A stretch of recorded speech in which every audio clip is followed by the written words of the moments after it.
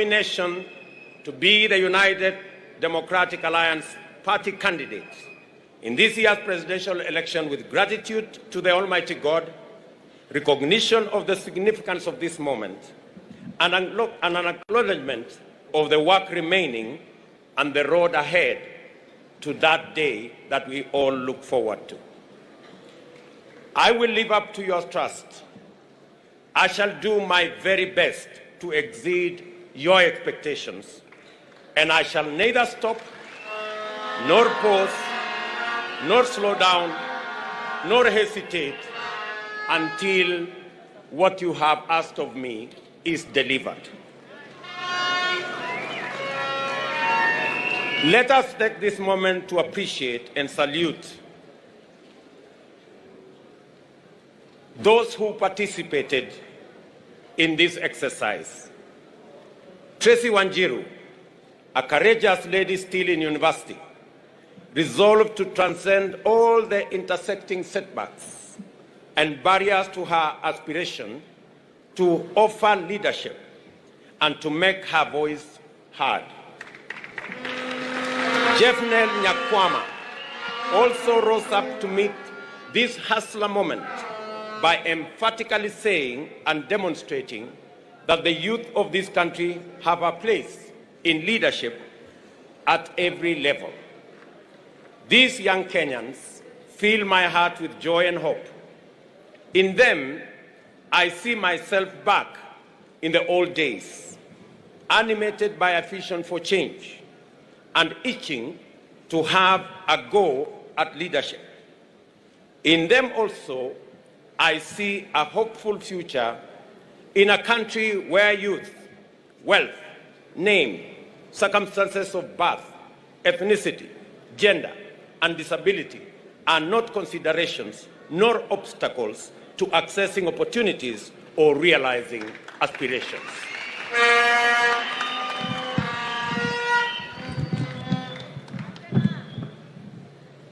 As you are perfectly valid and good to go. You did not wait to be invited to the leadership conversation. Sometimes the invitations never come. You took your chances, entered the room, and sat at the table. Please do not leave the table. Let us keep talking, working, and growing together. I thank the United Democratic Alliance for extending us all opportunities to contest leadership positions without discrimination. Let us always strive to live up to our fundamental ethos of uniting our nation through the inclusive and participatory quest for opportunities for everybody. I am aware that this time round, there are thousands of young people giving everything to our movement: resources, time, strength, ideas, and moral support. I know that many youth have come forward to stand as candidates, and yet many others are mobilizing, sensitizing, and participating in other meaningful ways. The Hustler Nation is a young nation. The voice, as well as the aspiration of Kenya's young people, form an essential pillar of our movement. I therefore want to register my gratitude and appreciation and assure you of my commitment to open up opportunities for young people to thrive and drive the progress of our nation.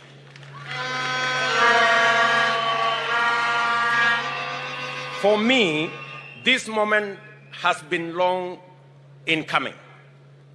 I have been engaged in political leadership and associated activities since my university days. Obviously, I did not have the opportunity in those days to seek presidential nomination. But I rose from the bottom of the party pyramid, working my way up until I entered party leadership and eventually became a member of the National Assembly at the age of 31. I was an assistant minister at the age of 33 and a cabinet minister at the age of 36, and an opposition MP at the age of 37. And that has sort of formed the basic rhythm of my career ever since. In that time, I have learned a lot, made mistakes, achieved successes, and refined my leadership philosophy and vision for this country. I have learned that leadership failures can cost the country tremendous opportunity and inflict irreparable harm on those many people who depend on us. I have learned that the biggest mistake a government or a party can make is to fail the inclusion test. My original political intuition that governance is all about the people and that development can only be sustainable if programs are designed on the people's terms. I have learned that continuous engagement with the people is indispensable to effective governance, and that leadership works and listens more and speaks less. My first bid for a party's nomination to contest the presidency was in 2007, which I did not win, and I conceded defeat and went all out to support the party and its candidate then. I believe we made a good account of ourselves. My second bid for a presidential nomination was in 2013. This was again deferred, as my party subsequently resolved to merge with another party. In the interest of coalition building and broader strategic interests, I divided my bid and once again gave my all in successfully delivering the presidency and a wholesome parliamentary majority.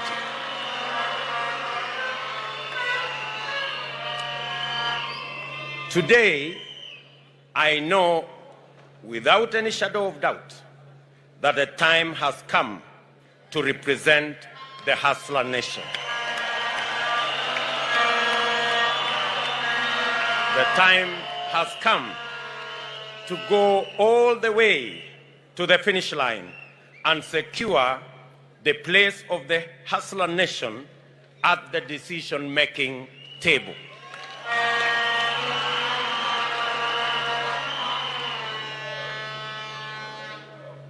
Let the message get out from this very moment and from this place that I am ready, that I will do everything and my best at that, and most of all, that I am determined to give you a campaign you will be proud of, and to win.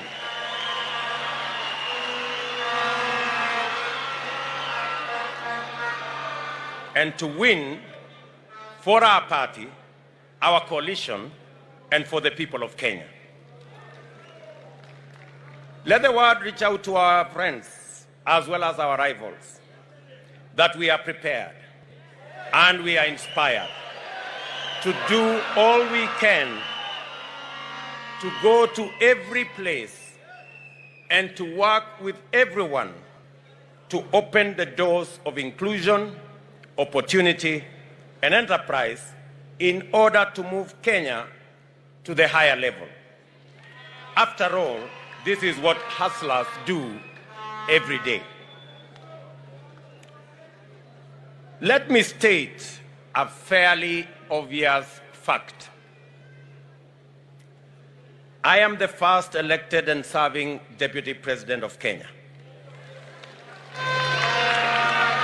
It has been the honor of my life to be elected to this position, and I will forever remain profusely thankful to my friend, President Uhuru Kenyatta, for a successful working partnership in 3 elections. I have discharged my duties faithfully, and there is not a single task that the President assigned me which I did not execute in full.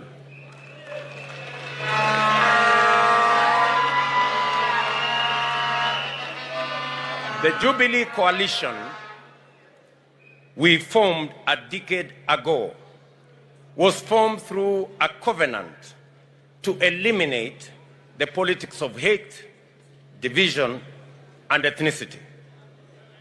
Political competition organized around ethnic division is toxic, yet many politicians accept this to be the essence of democracy.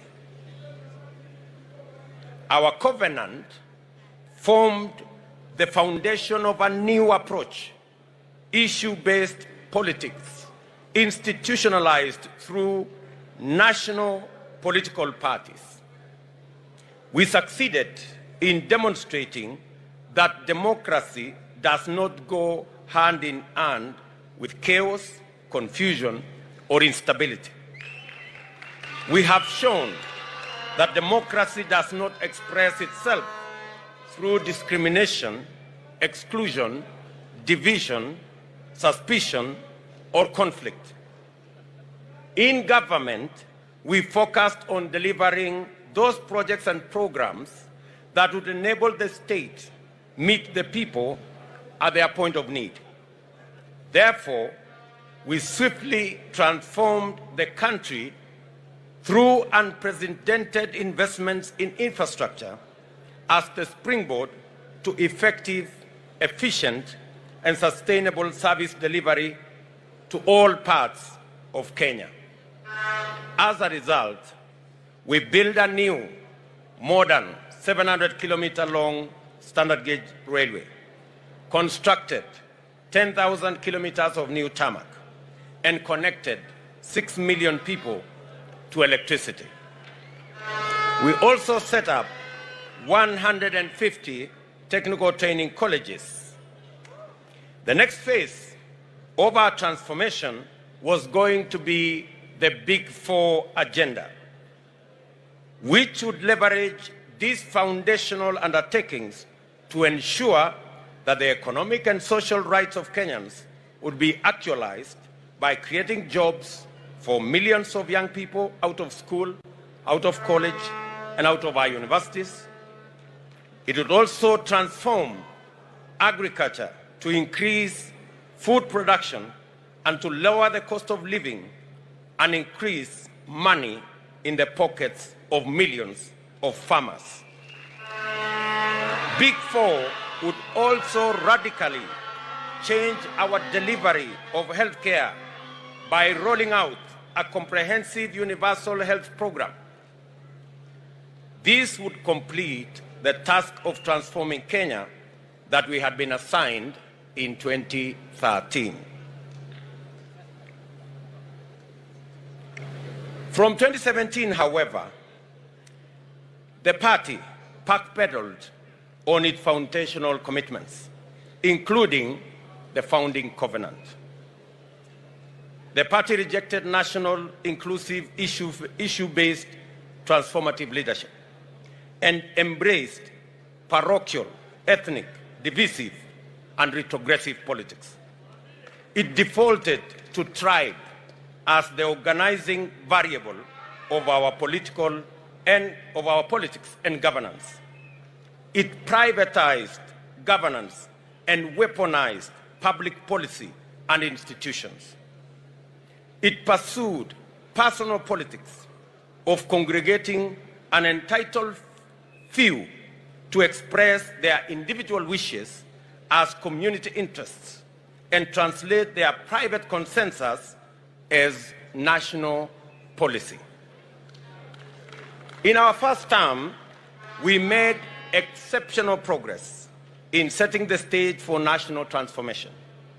In our second term, we witnessed accelerated regression into the tyranny, personality cult politics, and the weaponization of public offices to intimidate, harass, and and persecute Kenyans perceived not to worship those in power.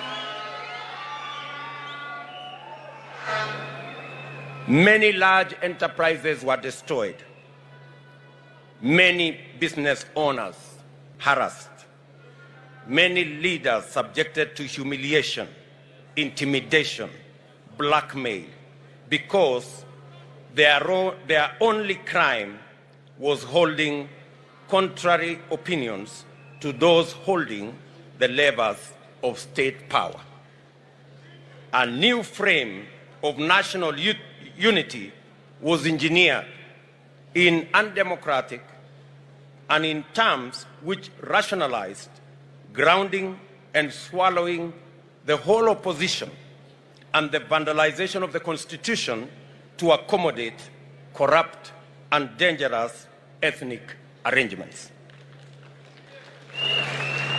At the same time, the Big Four agenda was abandoned, pushed into the back burner, as execution of its flagship projects was left at the mercy of forces of emergent state capture.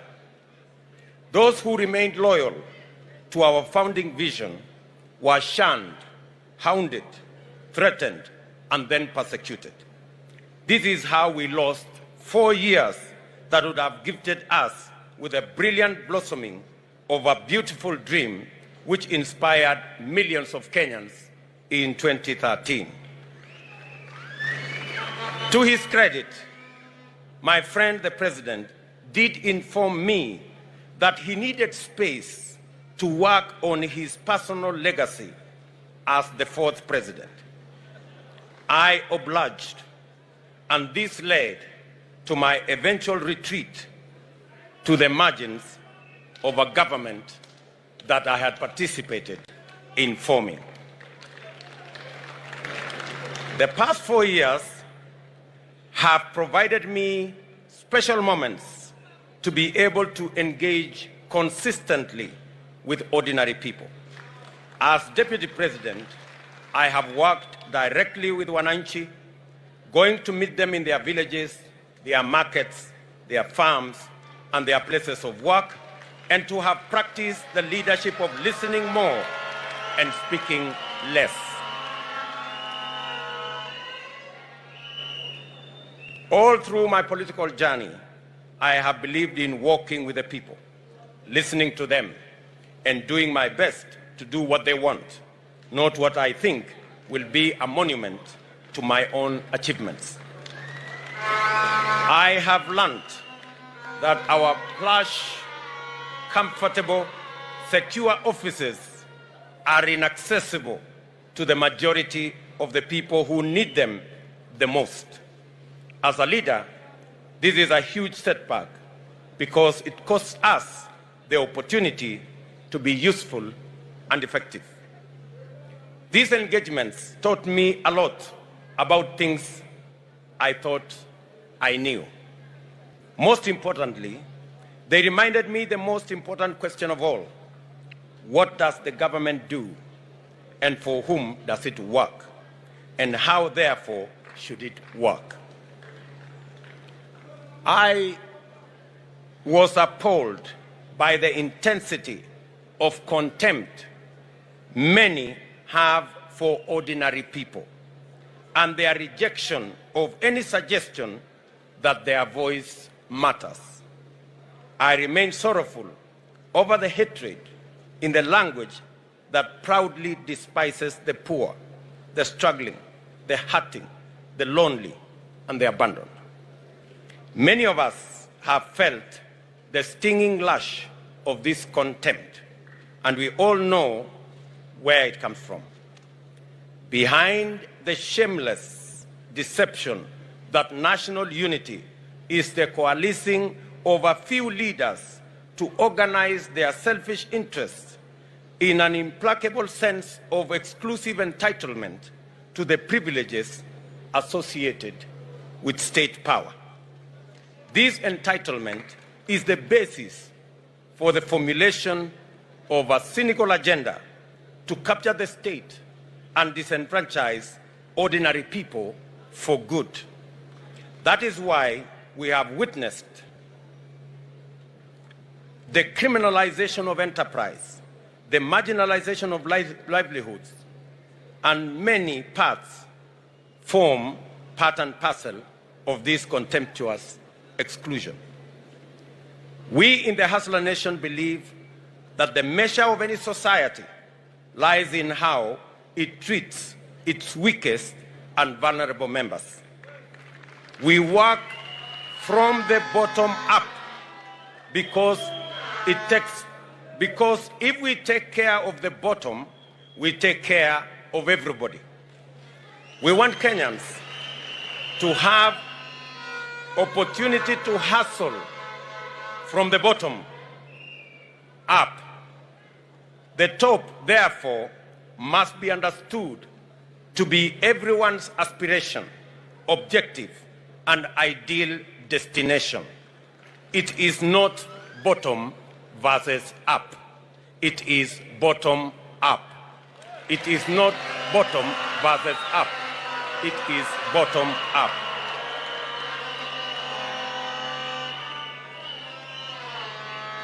I commit, therefore, to live up to the original covenant of championing the establishment of everlasting peace, unity, and opportunity to prosper in our country.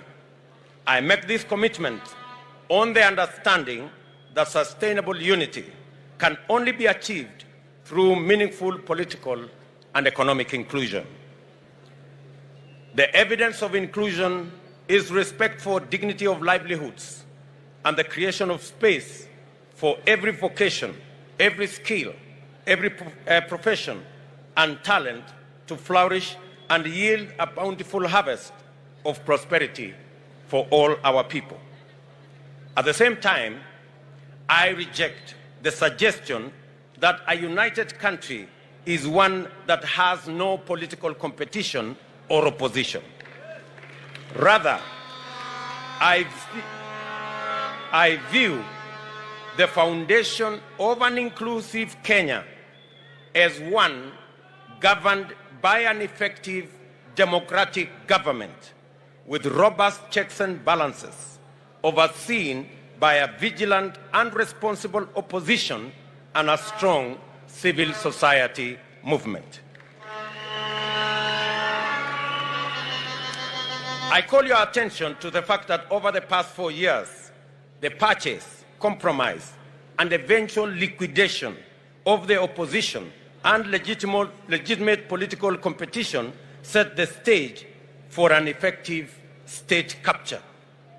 I must therefore specifically undertake that under our administration, we shall boldly and firmly confront and dismantle the now pervasive conflict of interest that has rapidly evolved into state capture through corrupt political and economic arrangements. Public policy must not be customized to benefit the private and personal interests of a select few. Ladies and gentlemen, I want to conclude my remarks by framing the picture. What are we up against? What is the 9th of August about? We must be very clear in our minds why your vote counts on the 9th of August. On the 9th of August, there will be a competition of ideas. There will be a competition of sides. We are on one side, our competitors are on the other side. Let me say this for clarity, so that Kenyans go to the polls on the 9th of August understanding what is on the ballot. On the ballot on the 9th of August, the great people of the Republic of Kenya will be two groups. One who believe that the way to the future of our country is through changing the Constitution. On our side, we believe that the way to the future of our nation is by changing the economy of our nation.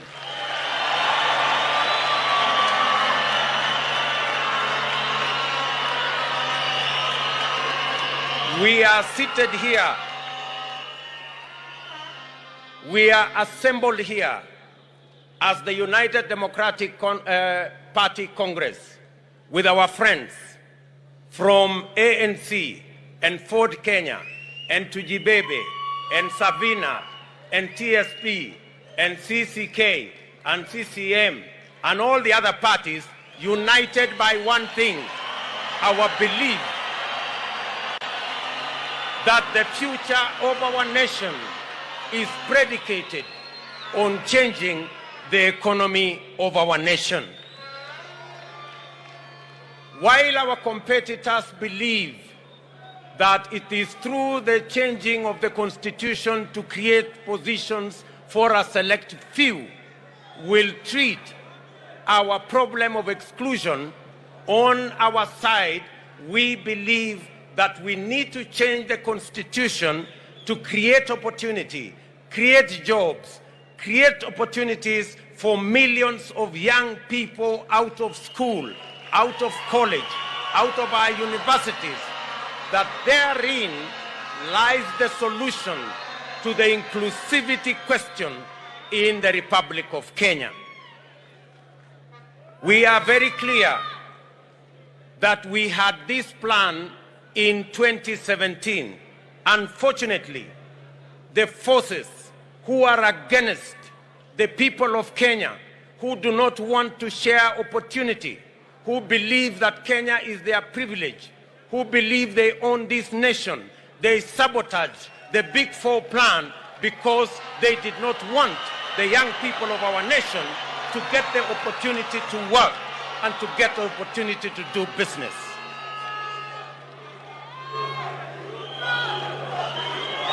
I want to say with clarity and certainty that if we had not lost 4 years chasing a mirage, if we had taken time to implement the Big Four plan, Kenya would be different from what we have today. We wouldn't be having millions of young people languishing without jobs.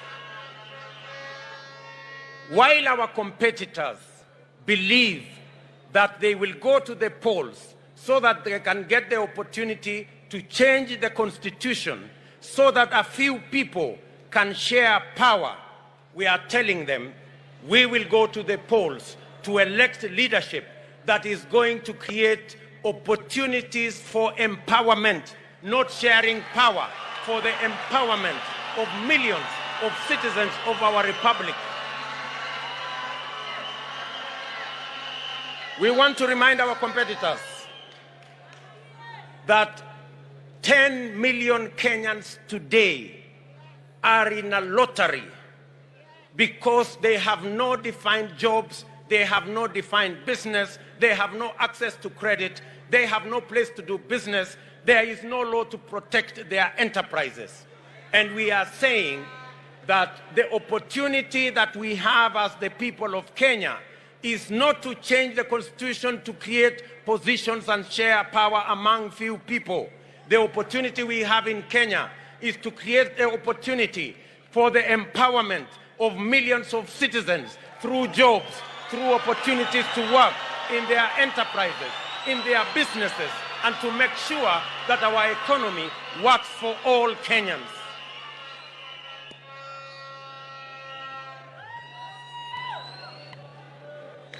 Our competitors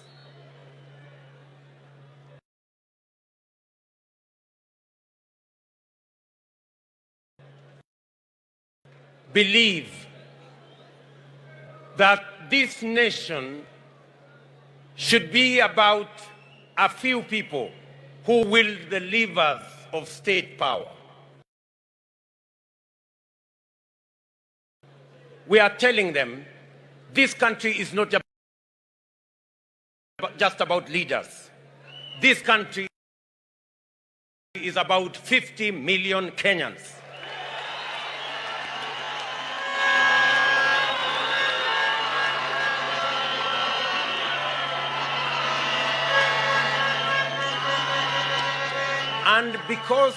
And because it's about 50 million Kenyans, we will not accept to go the journey. They have told us they will bring back the BBI monster because they want to create an imperial presidency. They want a president who controls the judiciary using the ombudsman. They want a president who controls the legislature using appointments. They want a president who does what he wants or what she wants merely because she has power or he has power or they have influence or they have money. We are telling them that this country is about prosperity.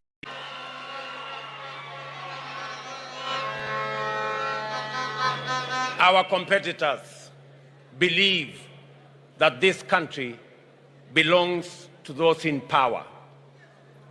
They believe in impunity. They believe in monopolies. They believe in cartels. We want to tell them we believe in the rule of law.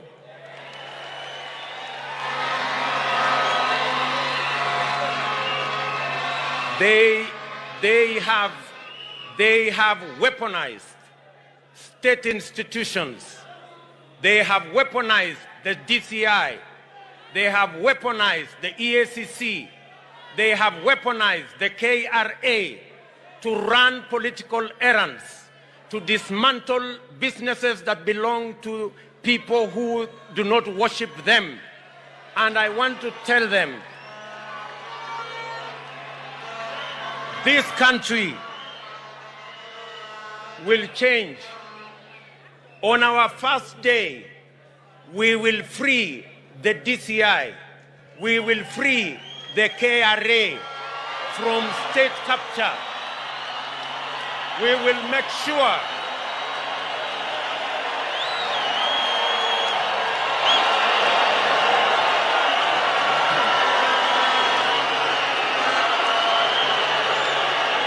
Thank you. Thank you very much.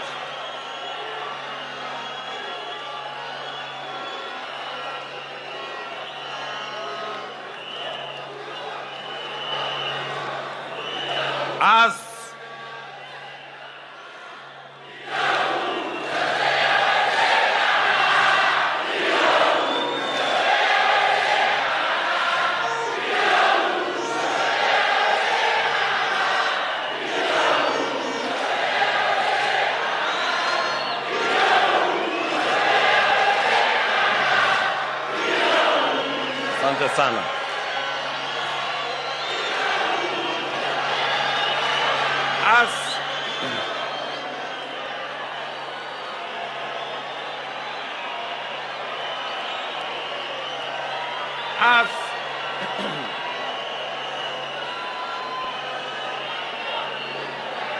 I want to say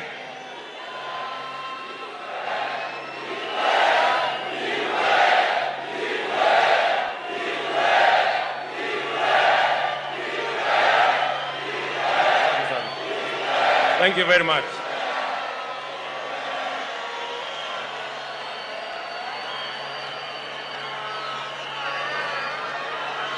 They have weaponized the DCI, the EACC, and the KRA to run political errands.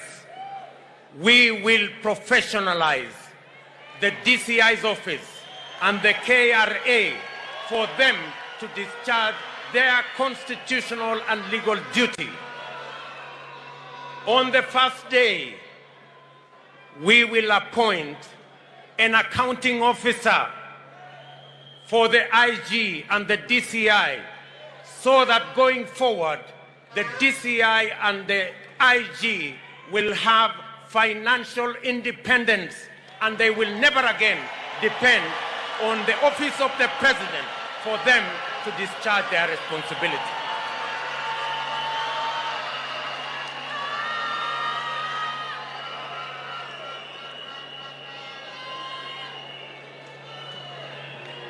As they weaponize the KRA, we will do the complete opposite. We will professionalize the KRA, digitize the KRA, and make sure that it collects all the taxes professionally. And the 60% of the taxes that are not collected as VAT, we will make sure that we will create the mechanism, the digital platform, so that we can collect taxes and we don't have to fight Kenyan enterprises and destroy people's businesses.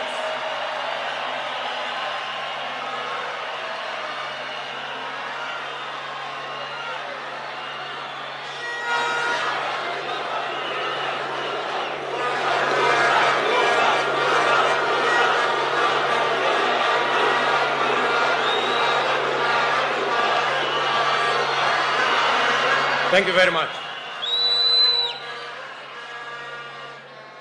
Our competitors have proposed that they want to change the constitution so that they can make the judiciary to be subservient and to be accountable and to be answerable to the executive. We want to tell our competitors we will do the complete opposite.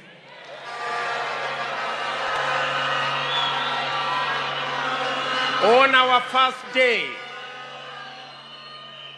we will operationalize the judiciary fund so that we can free the judiciary, give them financial independence so that they can discharge their responsibility of sorting out disputes, making sure that criminals are put behind bars, and making sure the corrupt find their place in jail, by making sure that they have the independence to discharge their responsibility without the current encumbrances imposed on them by resources that are not being released, because there is a deliberate move to ensure that the judiciary fund has not been operationalized, yet it has been in our laws for the last 10 years.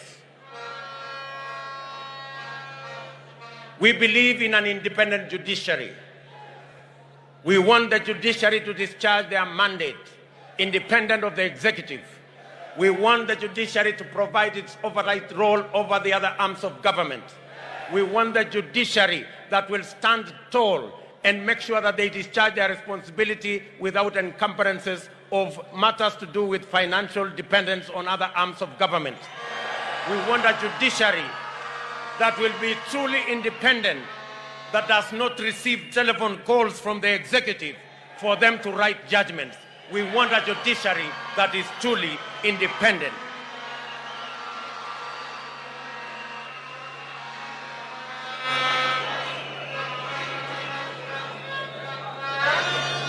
Good people, agriculture will be on the ballot in this election. Our competitors are the masters of monopolies. They are the agents of conflict of interest. They are the agents of state capture. And we must free this country and our agriculture from cartels and brokers.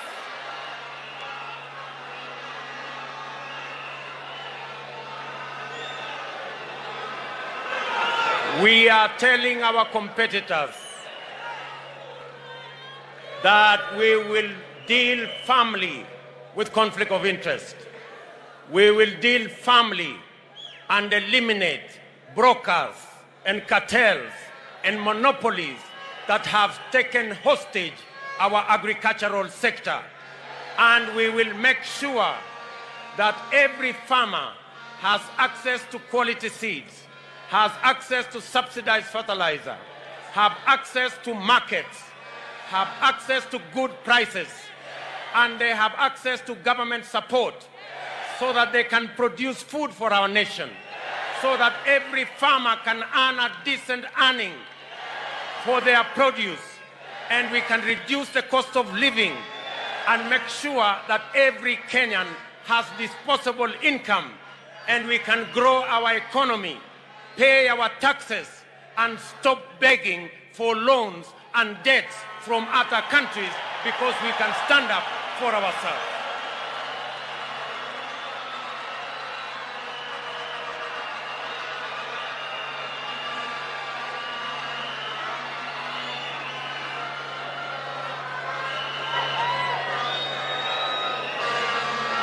Our competitors are telling us that it is okay to have debt. Our competitors are telling us every country has debt. Yes, we agree every country has debt. But good people, we can do better. We can think better to be able to grow our own revenues, and we must not be slaves of debt from any place or any country. Debt must be the last resort. We must grow our economy. We must empower our enterprises. We must create opportunity in agriculture so that we can grow our tax base, get as many Kenyans as possible to pay their taxes so that we can run the affairs of our country on the basis of the revenue that we collect. President Mwai Kibaki taught us that it is possible for us to grow our tax revenues. He took over when tax revenues were at 200 billion. He left when we were collecting more than $1 trillion. Our tax collection has stagnated because of conflict of interest. Our tax revenues are stagnated because we do not have a concrete plan. We are saying our movement will create a concrete plan that will expand our taxes so that we can double our tax revenues and reduce on borrowing and debts that can cripple our country.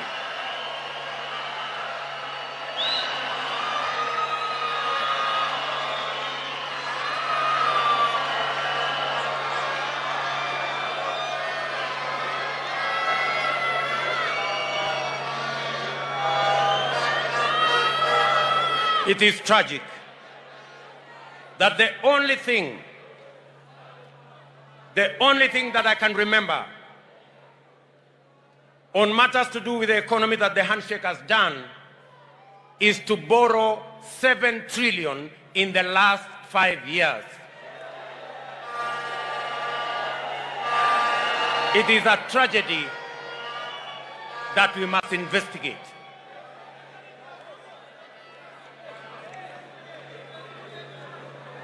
Good people, we are at a historic moment. We have to make our choices carefully on the 9th of August because what is on the ballot is either Kenya moving forward into prosperity or Kenya regressing into tyranny and poverty. The choice is as clear as day is from the night.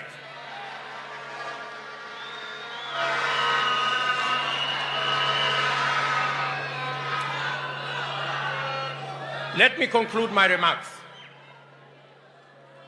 by saying we will create a comprehensive environment for Kenyans to save, a comprehensive environment for us to grow our own savings.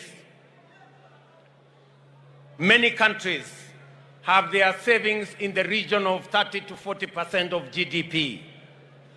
It is only in Kenya that our savings as a percentage of GDP is around 7%. And it is because we think debt is the easier route. I want to say savings is the better route. And that is what we must go. That's what we must do.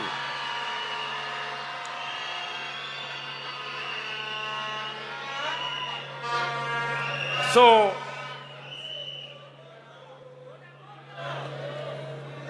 my good people of Kenya, let me say this contest has been defined. Kenyans know what to vote for in this election. You will vote for the people who are looking for power, positions, the cartels, the state capture, the conflict of interest, the brokers, or you will vote for the future of our country, the jobs for our young people, opportunities for our business people, opportunities for our farmers, an accountable executive, an accountable judiciary,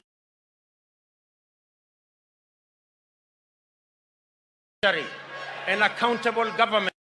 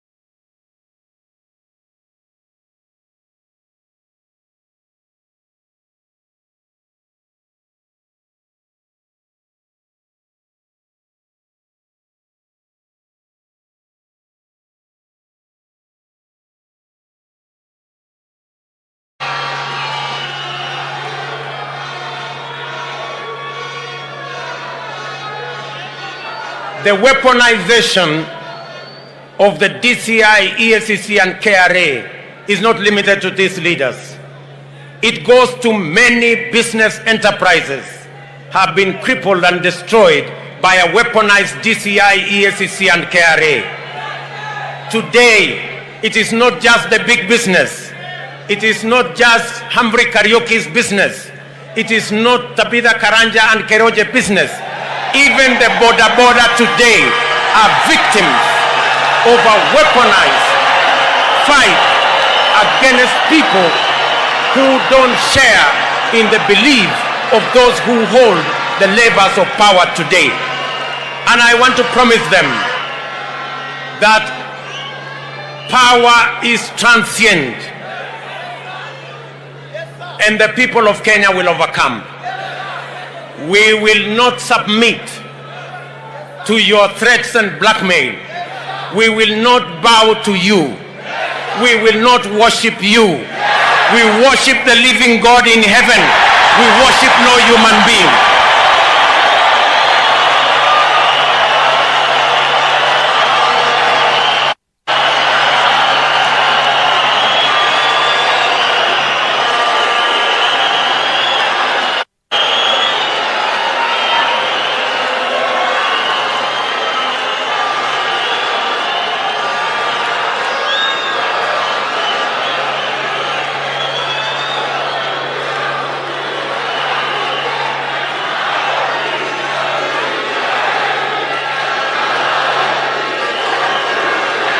Asanteni sana.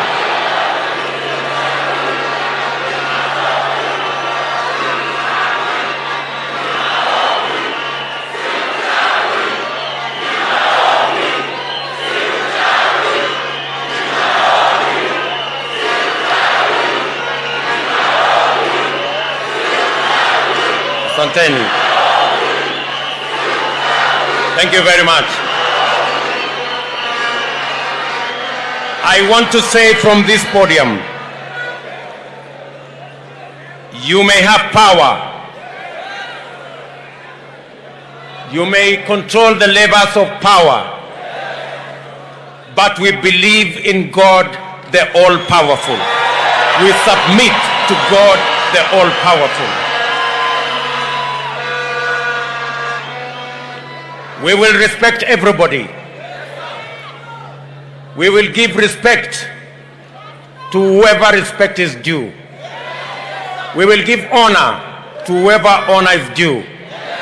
But we will worship only God in heaven. We will worship no human being.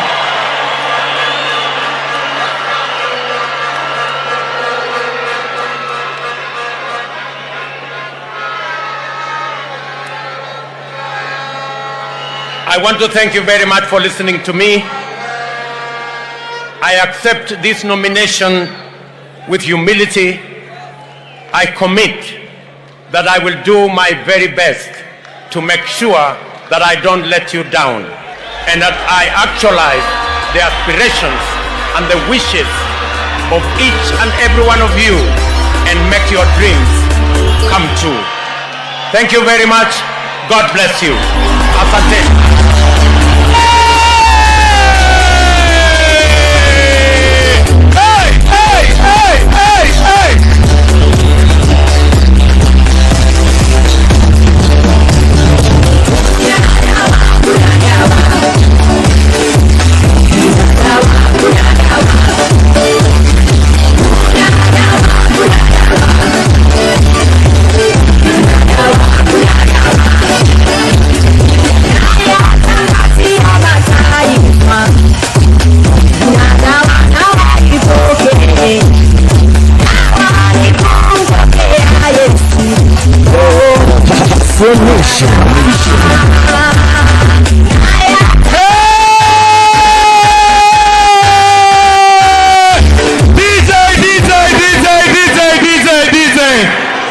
Nairobi na Kenya nzima kwa mara ya mwisho, inua mkono moja kwa hewa.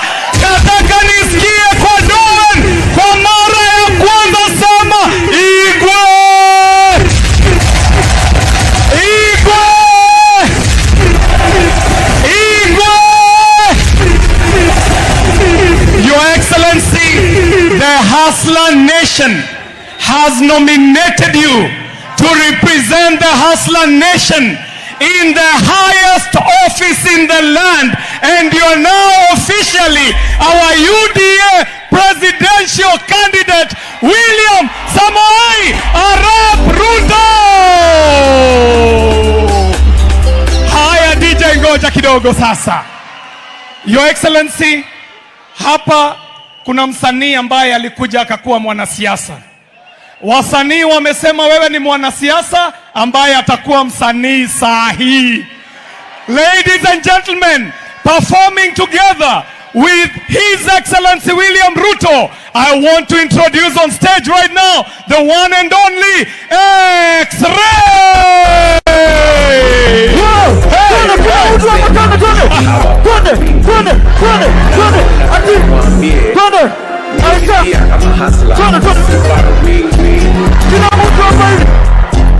Kila mtu hapa maisha ni yangu, washughulika na yako, takana na kwangu, washughulika na yako. Nisi babibi, si babibi, ama siasa za ukabila, si babibi, kura zote napea hafla, kutuma vijana minata, si babibi, si babibi, ama siasa za ukabila, si babibi, kura zote napea hafla, kutuma vijana minata, si babibi, Kenya wote tumechoka, vijana poa zetu tumechoka, mama wote wamechoka, kama ni kumpango, misi kwa mwenye, mboka ni mboka, Mera mboka ni mboka, hatupangwingwi. Yani mnasema tuanze hapa chini alafu tuende juu, yani hapa bottom alafu tuende hapa bottom kwa watu wa matatu na makanga na watu wa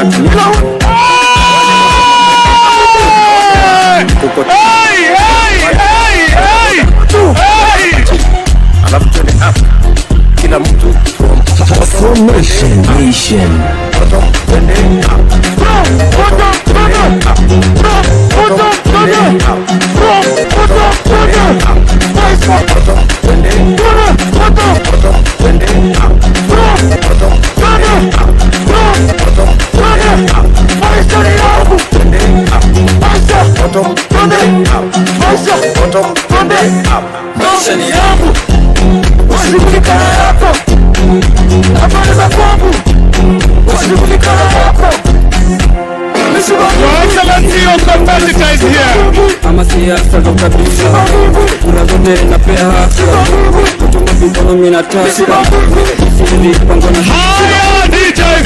Thank you. Let us hear it for the Deputy President William Samoei Arap Ruto. Your Excellency usichoke. Coming up right now, we want to bring up the one and only Iyana. Hey. Kila mtu ako kwa chama. Kila mtu ako kwa chama. Sema above the head. Alafu below the belly. Across the counties. Smooch those monies. Ati smooch those monies. Nataka tufunze DP style. Twende above the head. Below the belly. Alafu across the counties. Smooch those monies. Mwah, mwah. Smooch hizo pesa. Mwah. Hasla ndani mpaka State House. Hasla ndani mpaka State House. Saudi. Nakujua nani kona Kenya kwanza. Hii ndio ya Kenya. Wale wanataka pesa na hata pia kutesa. Tumesamia pesa. Leta nini? Tunataka nini? Sema pesa. Leta nini? Bila pesa.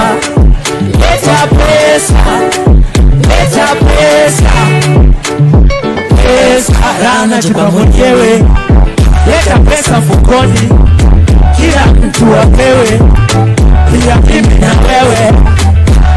Kenya kwanza anataka pesa. Maisha ni tamu na pesa. Mama mboga anataka pesa.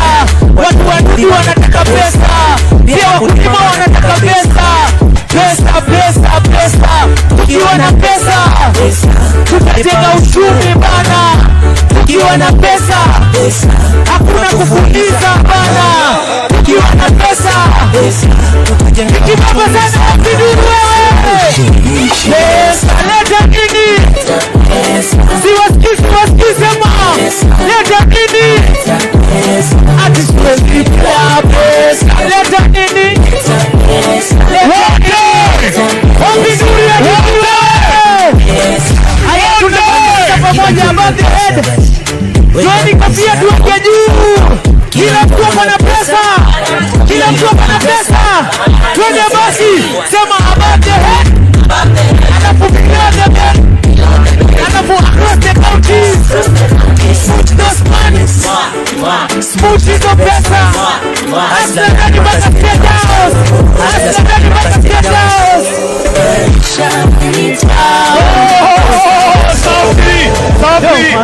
Safi, Your Excellency, this is a new generation. These hustlers act their living out of their creative. And we are committing as your next government to ensure that the intellectual properties policy is developed for this generation of creatives. Ladies and gentlemen, finally, we have the one and only Mr. Wise! Hasla mwenyewe, hasla mwenyewe. Mr. Hasla kama na wewe ni Hasla, weka mkono juu hapa vitende. Nani anajua shida zetu? Ati ni Hasla. Weka mkono hapa twende. Nani anajua shida za vijana? Ni Ruto. Nani anajua shida za mama mboga? Ni Hasla. Nani anajua shida za wazee? Ni Ruto. Weka pamoja wewe. Nani anaweza kwa uchumi wa Kenya? Ni Hasla. Siwasiki jamani wewe. Kiongozi ambaye ni mcha Mungu ni Ruto. Ati ni Hasla. Twende ni Hasla. Ni Hasla. Rais wetu wa kesho. Ni Hasla.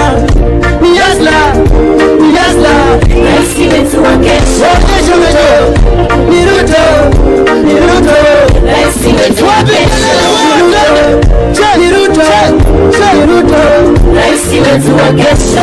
Kama amehakikisha kweli Ruto nitosha. Kama amehakikisha kweli Ruto nitosha. Oscar amehakikisha kweli Ruto nitosha. Hakikisha ni sawa vijana wewe. Moses Kuria amehakikisha Ruto nitosha. Moses Kuria amehakikisha Ruto nitosha. Murkomen amehakikisha Ruto nitosha. Vijana Murkomen wewe. Murkomen amehakikisha Ruto anatosha. Wachungaji makanisani wasema Ruto nitosha. Wananchi wote nchini wasema Ruto ni sawa. Ruto, nataka Ruto, nataka Ruto. Rais wetu wa kesho. Ruto, nataka Ruto, nataka Ruto. Rais wetu wa kesho. Hasla, nataka hasla, nataka hasla. Rais wetu wa kesho. Hasla, nataka hasla, nataka hasla. Wasikiana wote. Hey, thank you DJ, go to DJ.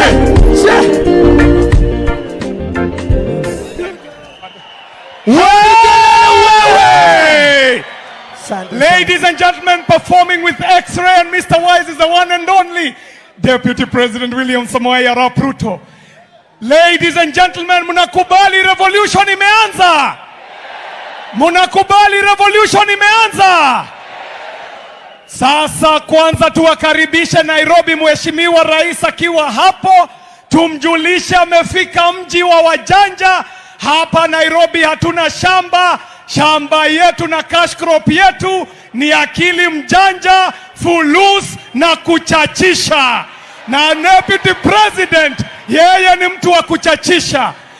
Your Excellency, wa mwisho ni kijana ambaye anawakilisha vijana kule bungeni. Tafadhali kwa mara ya kwanza leo mleteni kwenye jukwaa Mheshimiwa msanii, the one and only Chabwa.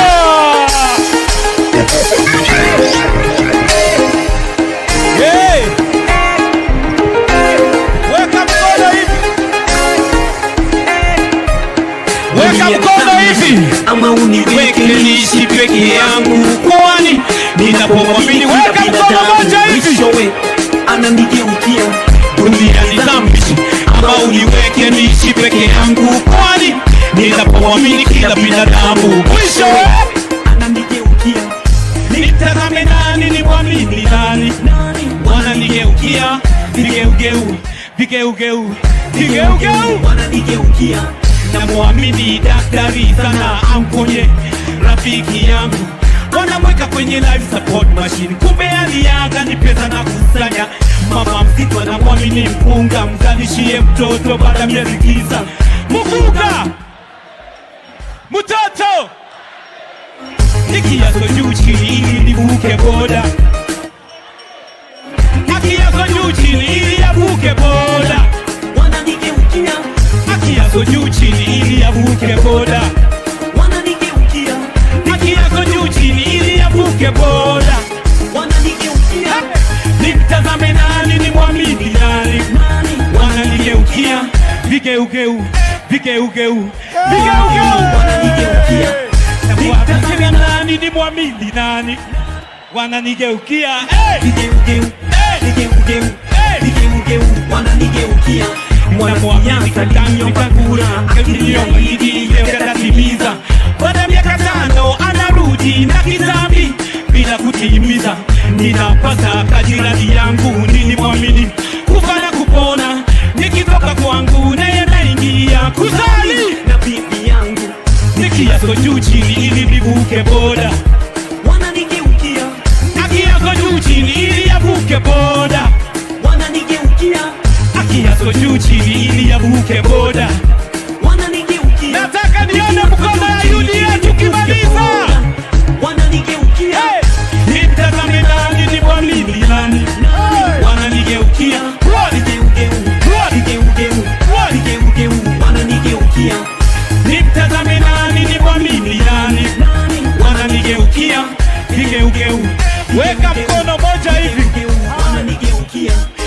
dunia nizamishe ama uniweke niishi peke yangu, kwani ninapomwamini kila binadamu mwisho ananigeukia.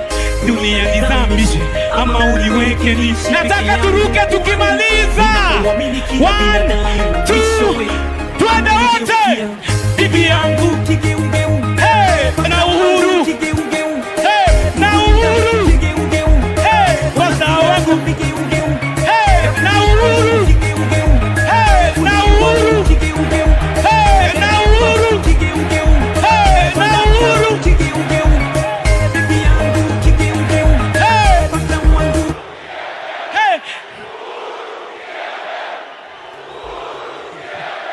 Haya, sio mimi nimesema, sio mimi nimesema. Asanteni sana. God bless you. Haya, hebu keti chini kidogo. Haya, nikisema UDA unasema hasla. UDA, UDA. Nikisema hasla unasema Ruto. Hasla, hasla. Mheshimiwa Jagwa, simama pande ile. Huyu kijana ameonekana ni revolutionary na yuko radical. Ameingia kwenye mfumo wa radical. Officially inviting you to the youth movement of the radicals. This is for you, Your Excellency.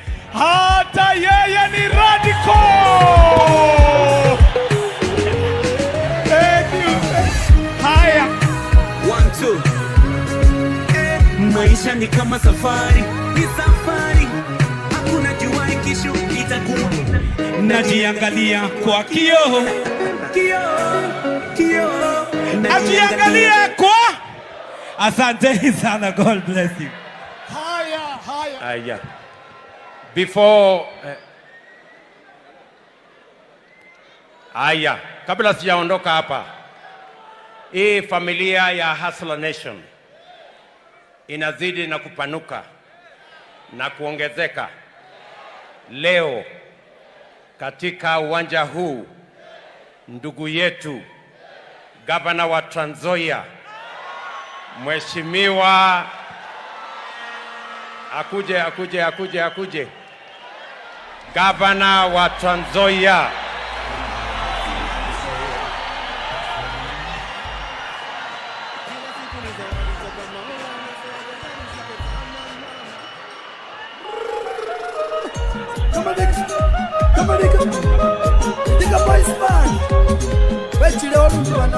Mheshimiwa Haemba leo amejiunga na Hustler Nation na chama ya UDA.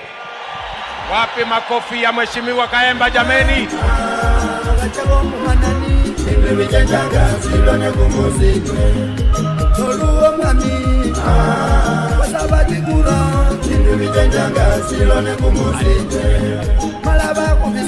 Asante sana. God bless you.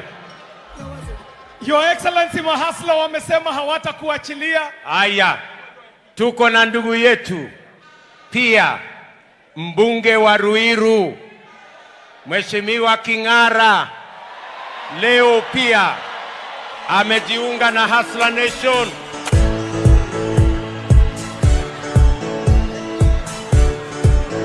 Asante sana. Haya, anasema ni mtu wa PCA, ako na mutaratara. Asante sana mheshimiwa, utaongea baadaye. Haya, wacha sasa nimuite ndugu yetu. Your Excellency, mahasla wamesema hauwezi toka kwa jukwaa kwanza, una jukumu la mwisho la kutekeleza Mheshimiwa Rais. The Hustler Nation is keen to know your family. Your Excellency, you have to introduce your beautiful family. Kindly, sir. Good. Asanteni sana. Hapa pamoja na mimi ni rafiki yangu, the love of my life, Mama Rachel Ruto. Asante sana. Thank you.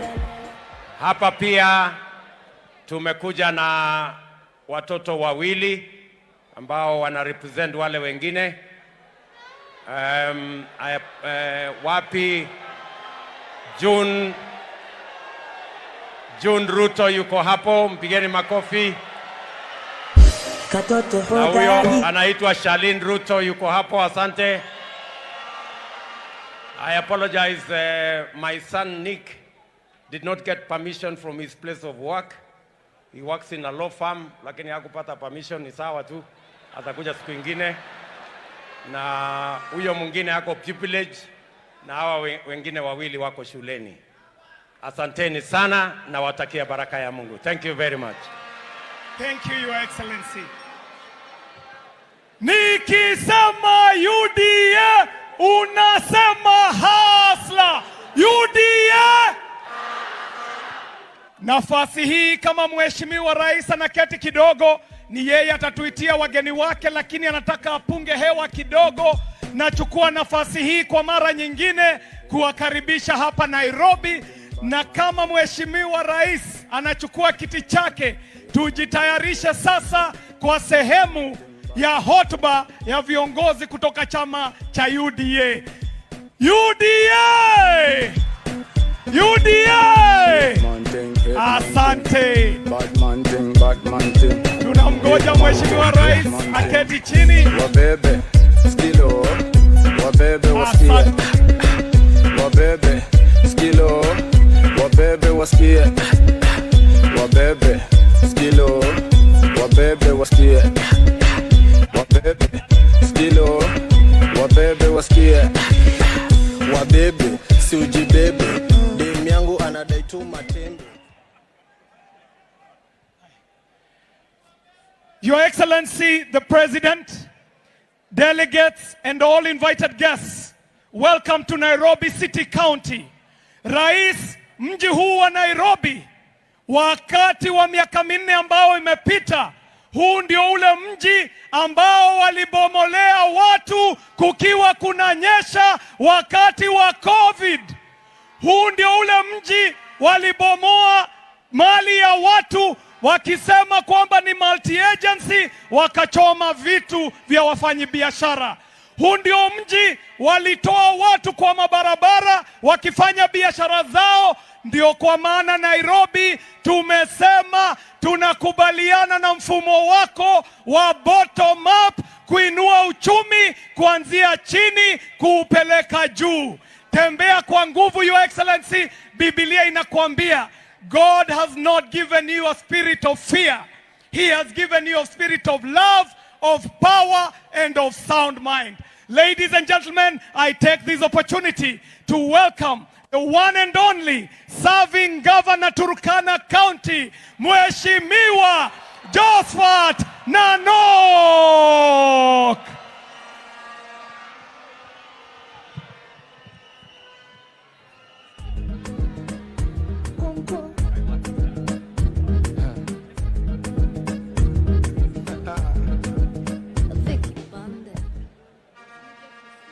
Your Excellency, the party leader of UDA and the presidential candidate UDA, Mama Rachel,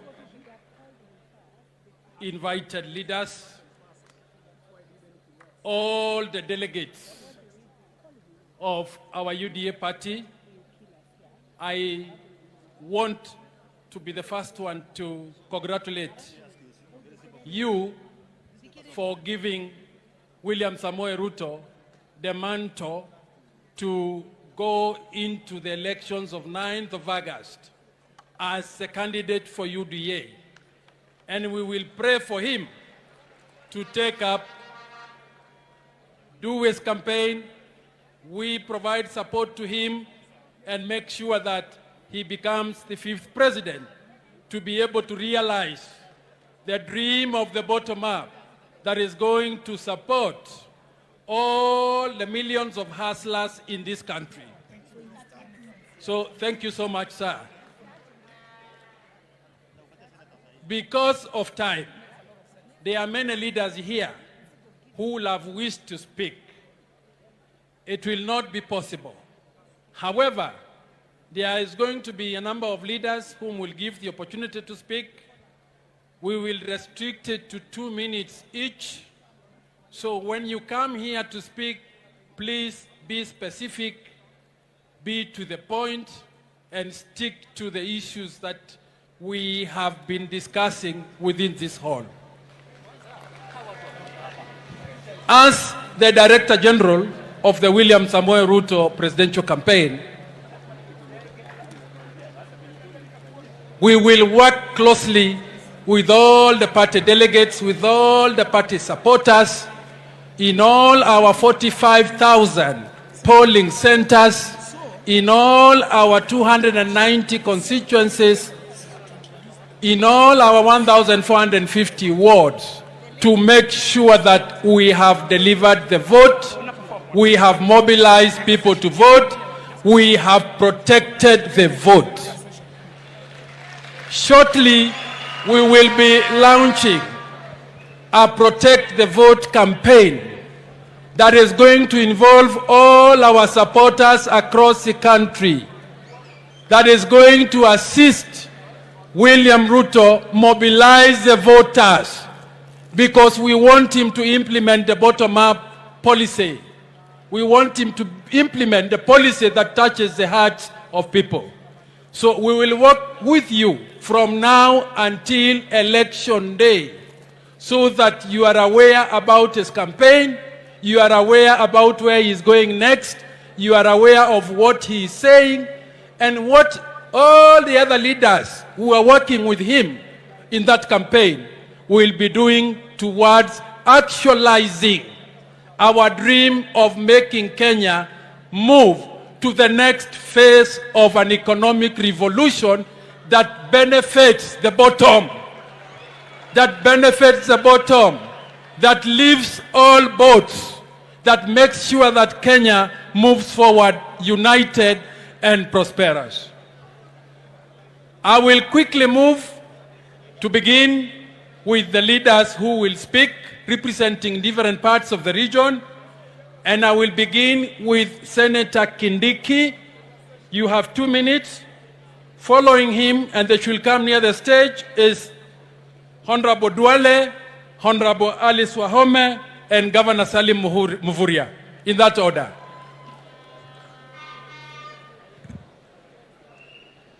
Senator Kindiki.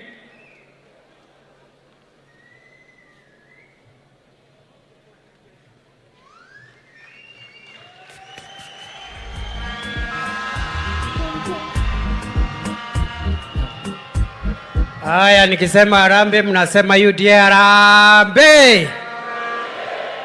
Mimi kwa sababu ya muda niseme nimefurahi sana kufika hapa. Today is an important day in the history of our country. We have come a long way to reach here. This journey started 25 years ago when a young man whose parents were not known, with ill-fitting clothes, decided to vie for Member of Parliament for Eldoret North. And that young man today is the William Ruto, who is the presidential candidate of the United Democratic Alliance Party. In between the 25 years journey, William Ruto has been Minister for Agriculture for slightly 2.5 years.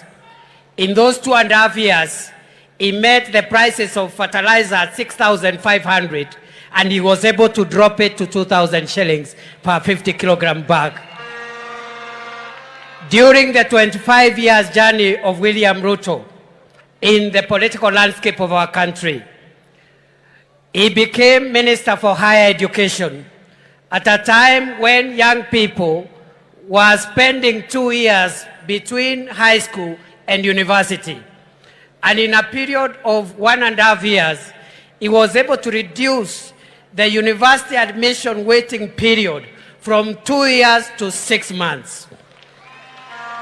It is that William Ruto that we present to the people of Kenya today. Mr. President, sir, the country is wishing you well. The country stands in solidarity with you. the hopes of millions of people who believe in a better country are on you, Mr. President, sir. We know you will not let us down because you have shown through your leadership journey that you are able to weather any storm, you are able to stand firm, and we believe in your hands, and through the help of the Almighty God, Kenya is faced with a bright future ahead. I want to end my remarks by saying that those of us who have been your friends, we have been traumatized, especially the last few years.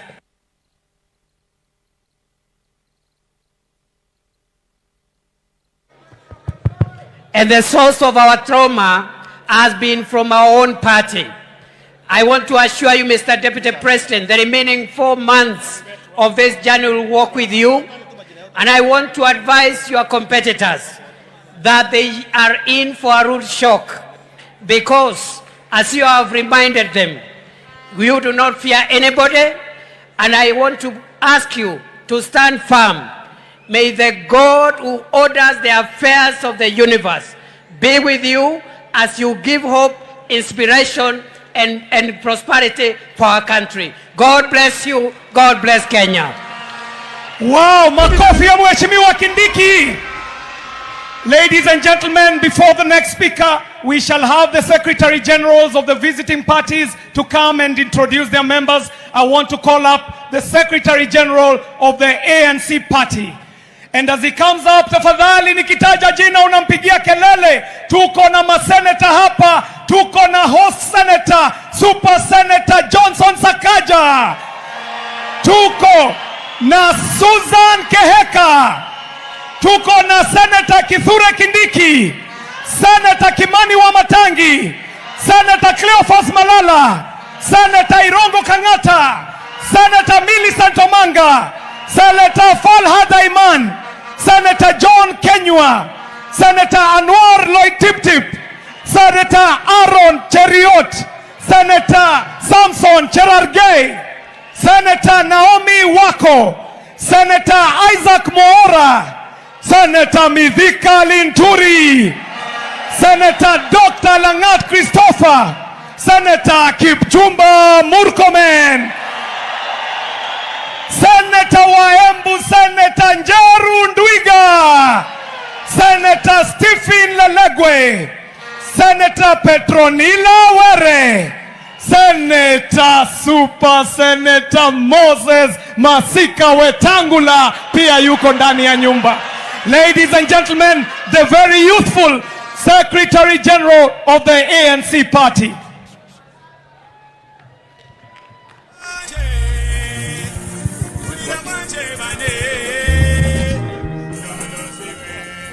UDA. Instructions from everyone.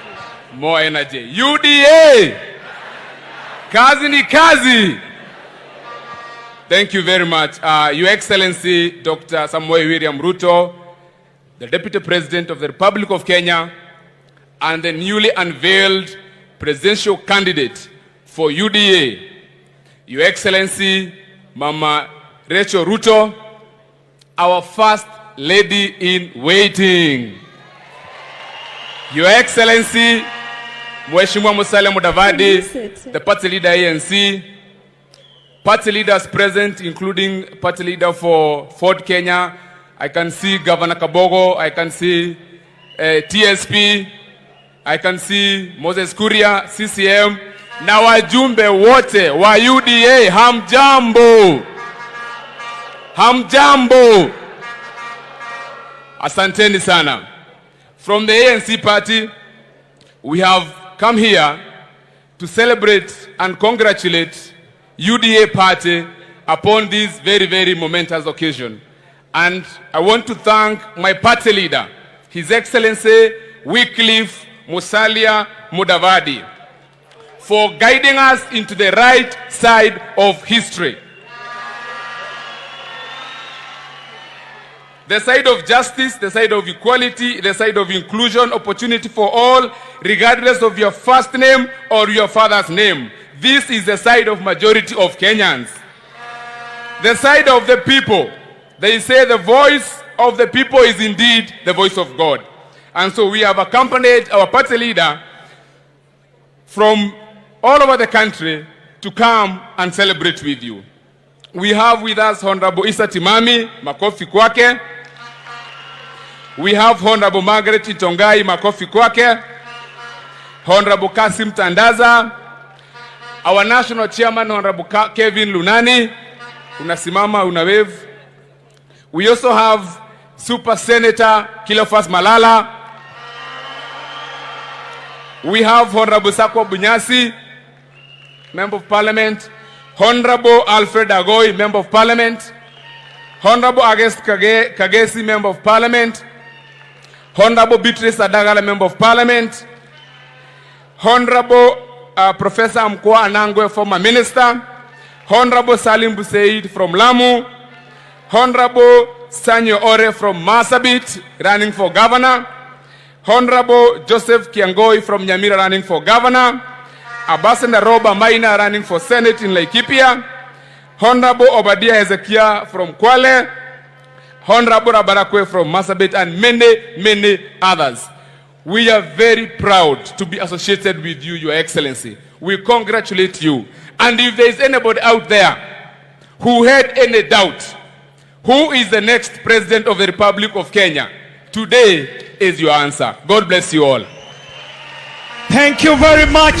That is the Secretary General ANC. Secretary Ford Kenya will be speaking later, so he shall do his introductions then. Back to regular programming. Once again, Governor Josphat Nanok. I think the Secretary General for Ford Kenya will be speaking, so he will introduce his members when he'll be speaking. But quickly, is the governors who are here, just to recognize them from UDA. Governor Anne Waiguru, Governor Salim Mvurya, Governor Mutai Kahiga, Governor Patrick Kaemba, Governor Jackson Mandago, Governor Stephen Sang, Governor Onesmus Njuki, Governor Dr. Hilary Barchok, and of course myself and many deputy governors that are present. Abdulakim Abud, deputy governors, Wesley Rotish, and Joash Mangi. Governor Kiptis of Baringo is also in the house, and many others I may not see. They are among the delegates. Nani huyo? Asimame nimwone. Waitito baba yao, asanti. Asanti. Let me now bring in for 2 minutes Honorable Dwale to come and give his message of congratulations, and Alice Wahome and Salim Mvurya should also be lining. 2 minutes each. Harambee! UDA! Alafu baadaye mtasema pesa mfukoni, haki kwa wote. My friend and brother, Honorable William Ruto, congratulations. We have been in this hall since 2007. But I think this election, to our leaders here, this is going to be the most decisive election. This election will be a turning point in the history of Kenya. And why do I say so? This election will be between the ordinary citizens and the bourgeois, within the meaning of Stalin, the famous Stalin of Russia. This election will be about the debt, the 13 trillion debt, and more so, the 7 trillion debt that was borrowed courtesy of the handshake brothers. This election will be decisive, and I want to speak for where I come from and the religion that I profess. This election will be about end to impunity and extrajudicial killings. Many Kenyans, never in the history of this country, under a robust Bill of Rights, their bodies are found in our best of our rivers, in Yala River and in Tana River. Many mothers in northern Kenya, and we will go to Wajir, Garissa, and Mandera, and Lamu, and Kwale. Many women have lost their brothers, their husbands, their sons, through state-organized extrajudicial killing.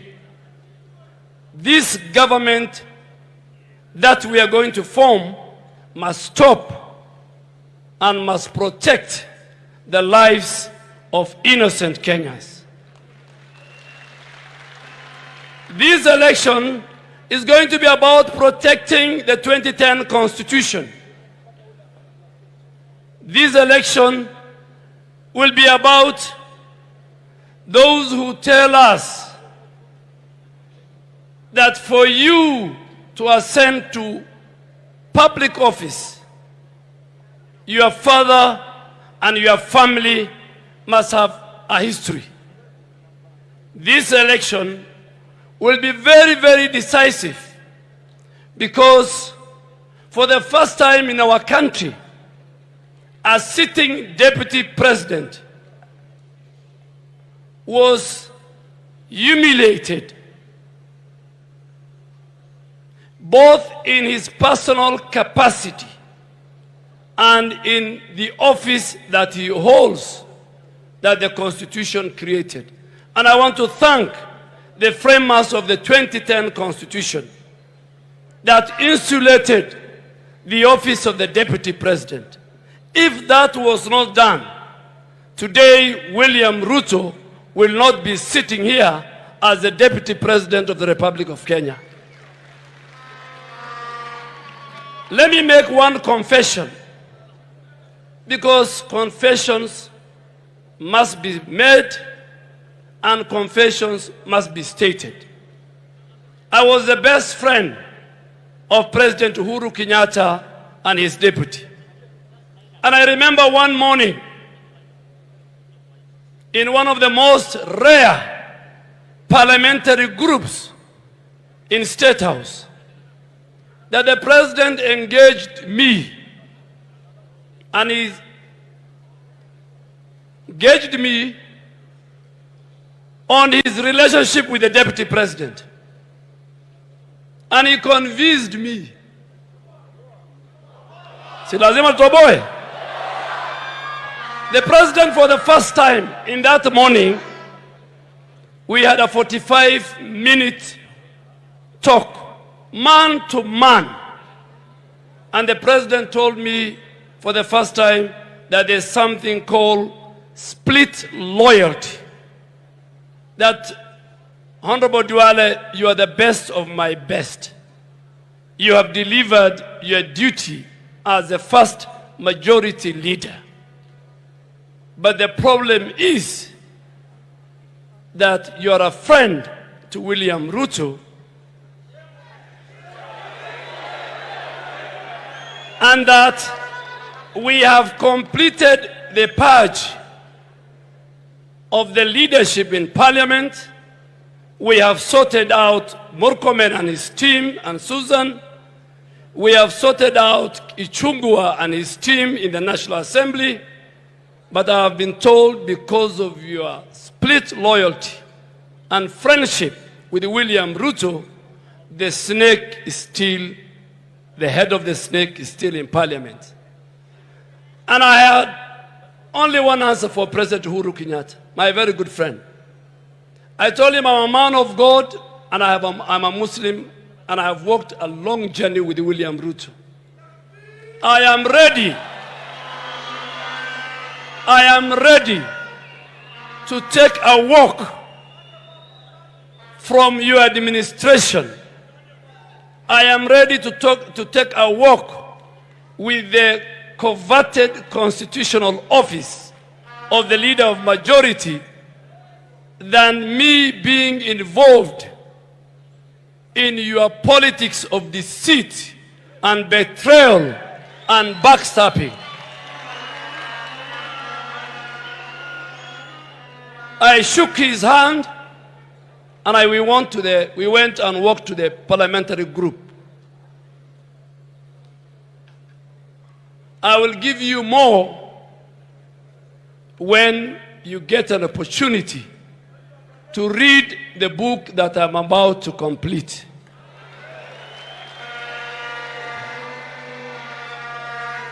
We must say in this election,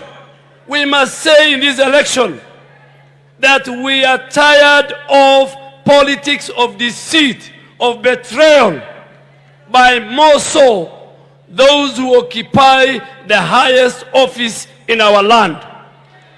And my good friend, Honorable William Ruto, when you become a president, inshallah, I want to beg you, please don't allow brokers and drunkards and thugs who will work in your office to undermine and humiliate both the character and the person and the office of future deputy presidents who I am sure they are sitting among us here. You must stop that. And because you're a man of God, since 1963, when Jomo Kenyatta became president, since Mzee Moi's time, and now under President Uhuru Kenyatta, the common denominator in the Kenyan politics was none other than politics of deceit, backstabbing, and betrayal. That must end. And that's why over 145 members of parliament of the National Assembly from all regions and all communities and all religions, we stood on the high moral ground and say, we will not leave William Ruto at the slaughterhouse. We will not. Today is a good day, and my final comment is this. It is very sad to hear Gideon Moi, who in my opinion is a product of corruption,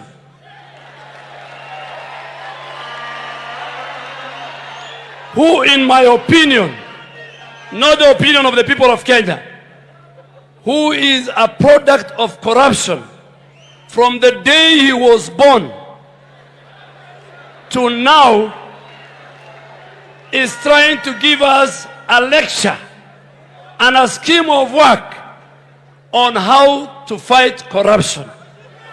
And I am so happy that in the event his proposal and suggestion on how to deal with the corrupt people passes, I want to ask my friend Senator Gideon Moi, you will be the first one to be hanged.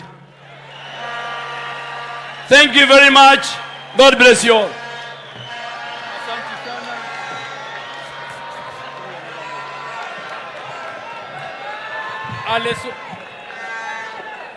Alice Wahome, Governor Mvurya to prepare, and also Mheshimiwa Victor Munyaka.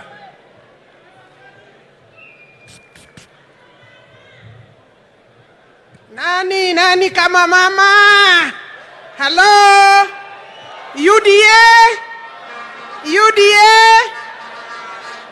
Your Excellency, the Deputy President of the Republic of Kenya, and now the party leader of the United Democratic Alliance, and also nominated, elected as the party candidate for the presidency. Your Excellency, Mama Rachel Ruto, other excellencies, distinguished delegates, all protocols observed. Your Excellency, I take this opportunity, like my colleagues, to congratulate you on this auspicious occasion that this floor of the National Delegates Congress has found it fit to give you the honors of leading the team. I am very happy on behalf of myself, the people of Kandara, Muranga, on behalf of the women of the Republic of Kenya. We want to assure you of the vote for women, and we shall move as the Women League, as Inua Mama, as members of parliament of the gender that I represent, to mobilize for this president in so far as we are able to move. Your Excellency, I know in the interest of time we need to speak less, but let me remind you that the National Parliament, both the Senate and the National Assembly, were unable to ensure registration is in place for the 2/3 gender principle. It would be unfortunate if I left this stage without reminding you, Your Excellency, and the leadership of the next government that we are putting in place of 9th August 2022, that we shall expect inclusivity for women, for youth, and for gender, for, yes, may I hear yes from the women? Persons with disability and the youth will have space and place in your government, or in our government. I like saying in our government because I consider myself in that government. Your Excellency, when they introduced you to us, people of Mulima, people of Kenya, they said you have unmatched record. They said you are eloquent. They said you have managed to do many things as cabinet minister. Your Excellency, he also said your record speaks for itself. After securing the second presidency, they called you names, they gave you names, they attempted hopelessly to assassinate your character. That is a legal terminology. They have not managed to assassinate your character because on this floor, the United Democratic Alliance has nominated you, has elected you as their presidential candidate. Are we going together with His Excellency? Your Excellency, I want to finalize and say, you have spoken to democracy. You have spoken to economic freedom. You have spoken to empowerment of the youth, empowerment of the people who are at the bottom. Your Excellency, in that journey, you need strong institutions, and you recognize the independence of our democratic institutions is necessary. You recognize that we must democratize the country once more, recalling that our constitution is under threat, both by this team, your competitors. Your Excellency, do not go that route. Remember, the rule of law is critical as you implement all those programs that you have promised this gathering. And we, the people of UDA, we shall support you in that journey, because without democratic institutions, without strengthening these institutions, Your Excellency, you may not succeed. I want to wish you well, and mambo bado, si ndio? Tuko pamoja, tunaenda pamoja. Thank you very much. Aya, Governor Salim Mvurya. And as Didimas Baraza prepares also. Asante sana Mheshimiwa Rais wetu mtarajiwa na mtakiwa wa 5 ambaye atachaguliwa tarehe 9 mwezi wa 8, Mheshimiwa Ruto, Mama Rachel Ruto, viongozi wa tabaka mbalimbali, wajumbe wa UDA na wa Kenya kwa ujumla, assalamu alaikum. Bwana asifiwe. Harambee. UDA. Mheshimiwa Naibu Rais na Wakenya wenzangu, leo tumekongamana hapa na tumetengeneza historia. Makongamano haya yamefanyika. Tumeona makongamano, lakini hili kongamano la UDA limetia fora kwa sababu limekuwa na mambo maalum zaidi. Tumemwona rais wetu mtarajiwa na mtakiwa akiapa kiapo ya kutuongoza vizuri kwa usawa. Hatukuyaona kwa wapinzani wetu. Hiyo inamaanisha huyu rais wetu ambaye tumemteua leo atatimiza zile ahadi ambazo ameahidi. Tumeona wale wenzetu wanaotupinga wakituchosha na misamiati mizito zaidi, bila ahadi maalum ambayo wananchi wanaweza kuhakikisha wamewafuatilia utekelezaji wao. Wametueleza mambo ya Mandela Moment, wametueleza mambo ya ukombozi, wametueleza mambo ya 6,000 offhead. Lakini leo, Mheshimiwa Naibu Rais, tukiwa wana UDA, mpango tunao, sera tunayo, malengo tunayo, walengwa tunao, na Wakenya wote wataweza kufaidika na mpango huu wa kumweka mwananchi kwamba ndio muhimu katika mambo ya uchumi. Wananchi wa Kenya tunayo mtafaruku na mambo mengi ya dhiki, na katika dhiki kubwa ni mambo ya uchumi.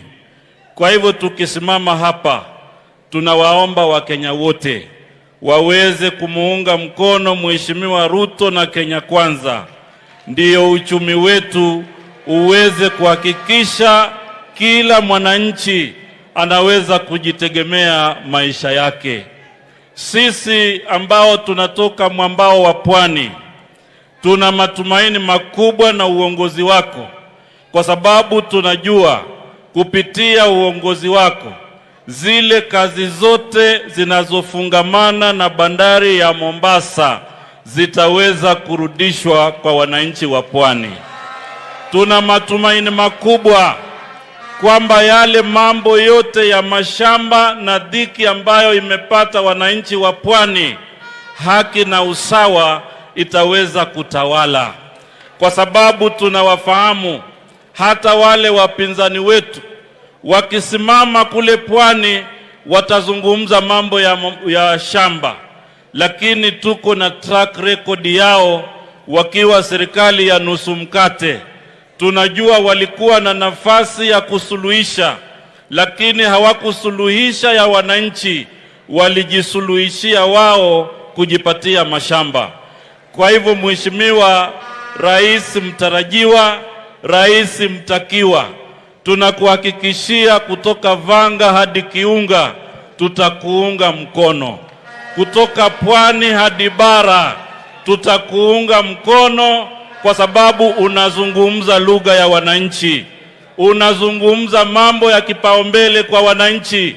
Na Wakenya, ni nafasi yetu sasa kujikomboa kutoka na minyororo ya kigeugeu. Tumeona juma hili, Jumamosi, watu walipoweka sahihi mikataba, na tumewaona jana hata hawana tafsiri ya yale walioweka sahihi. Hata ule wino haujakauka. Tunasikia wengine wanasema ilikuwa ni Azimio Oka, wengine wanasema ilikuwa ni Azimio, na mimi nasema Hiyo ndiyo njia moja ya Azimio kuzimia. Tunawaomba sana, tunawaomba Wakenya wenzetu. Tunajua baada ya hapa hata huyu naibu rais ameitwa majina na wengi wataitwa majina, na waomba tuweni na msimamo, na msimamo huo uko ndani ya UDA, uko ndani ya Kenya Kwanza. Asanteni sana na Mungu awabariki. Asante. Asante sana. Mheshimiwa Munyaka atazungumza dakika moja, alafu tutasimamisha hiyo okay, atazungumza alafu tubadilishe program kidogo. Kwanza ni kupeana pongezi sana kwa Deputy President kwa kupewa nafasi ya kuwania urais, na sisi tuko na hakika utashinda. Kenyans are eagerly waiting for you to be the president of Kenya. And Kenyans have suffered under the handshake. Wakati ya handshake, bei ya mkate imeenda juu. Wakati ya handshake, petroli imeenda juu. Wakati ya handshake, gas imeenda juu. Wakati ya handshake, hata vijana wetu hawawezi cheza mpira kwa sababu Kenya has been banned by Viva. Your Excellency, sisi wa Kenya si wajinga. Hatuwezi kuendelea kupigia na kusupport handshake wapate kura, maisha ya gharama yaendelee kuwa vile iko saa hii. Lazima tubadilisha, tuweke rais ambaye ataangalia masilahi ya wananchi, na huyo si mwingine ni Dr. William Samoei Ruto. Asante sana, Mungu awabariki. Asante sana. Tutabadilisha program kidogo kwa ruhusa ya party leader. Ni wese kwa niaba yake ni mwalike Earthquake Mheshimiwa Musalia Mudavadi, kiongozi wa ANC, aje aseme machache. Tumkaribisha na wimbo.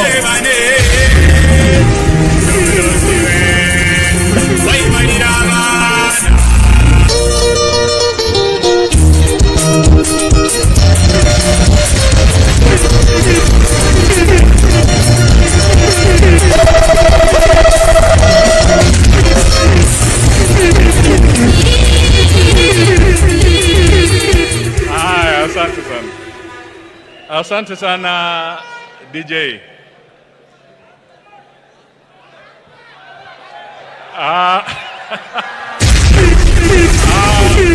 Aya, weka mkono juu.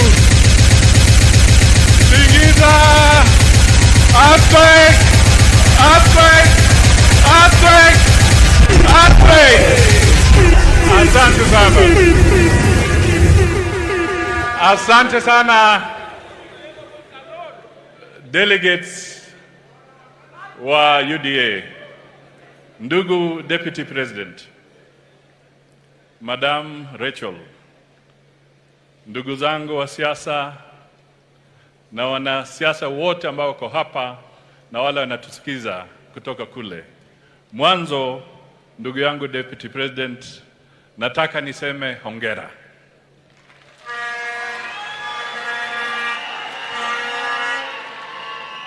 Congratulations on your being nominated and elected as the flag bearer of this very vibrant party, UDA.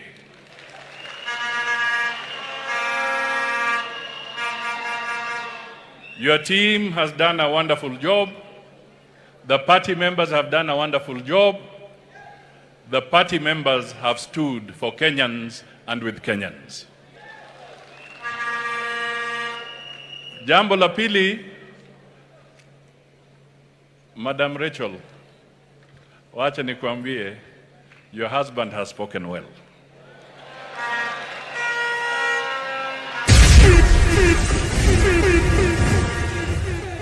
He has spoken well.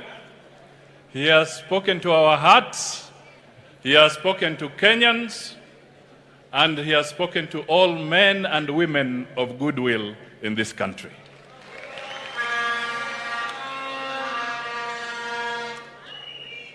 Mimi nataka niseme kwa niaba ya chama cha ANC kwamba tuko na furaha kwa sababu tarehe 23 Januari Mheshimiwa Samoei William Ruto na viongozi chungu nzima wakina Gachagua na wengine kutoka kwa UDA walikuja kwa kongamano la ANC, na tulifurahi tukajua kwamba hapa sasa tuko na partner ambaye tukishirikiana, tushikane mikono, tutaenda mbali. Tukashikana pia na ndugu wetu wa Ford Kenya, tukasema tutaenda mbele. Na leo niko na furaha, nazidi kuona tunapanuka.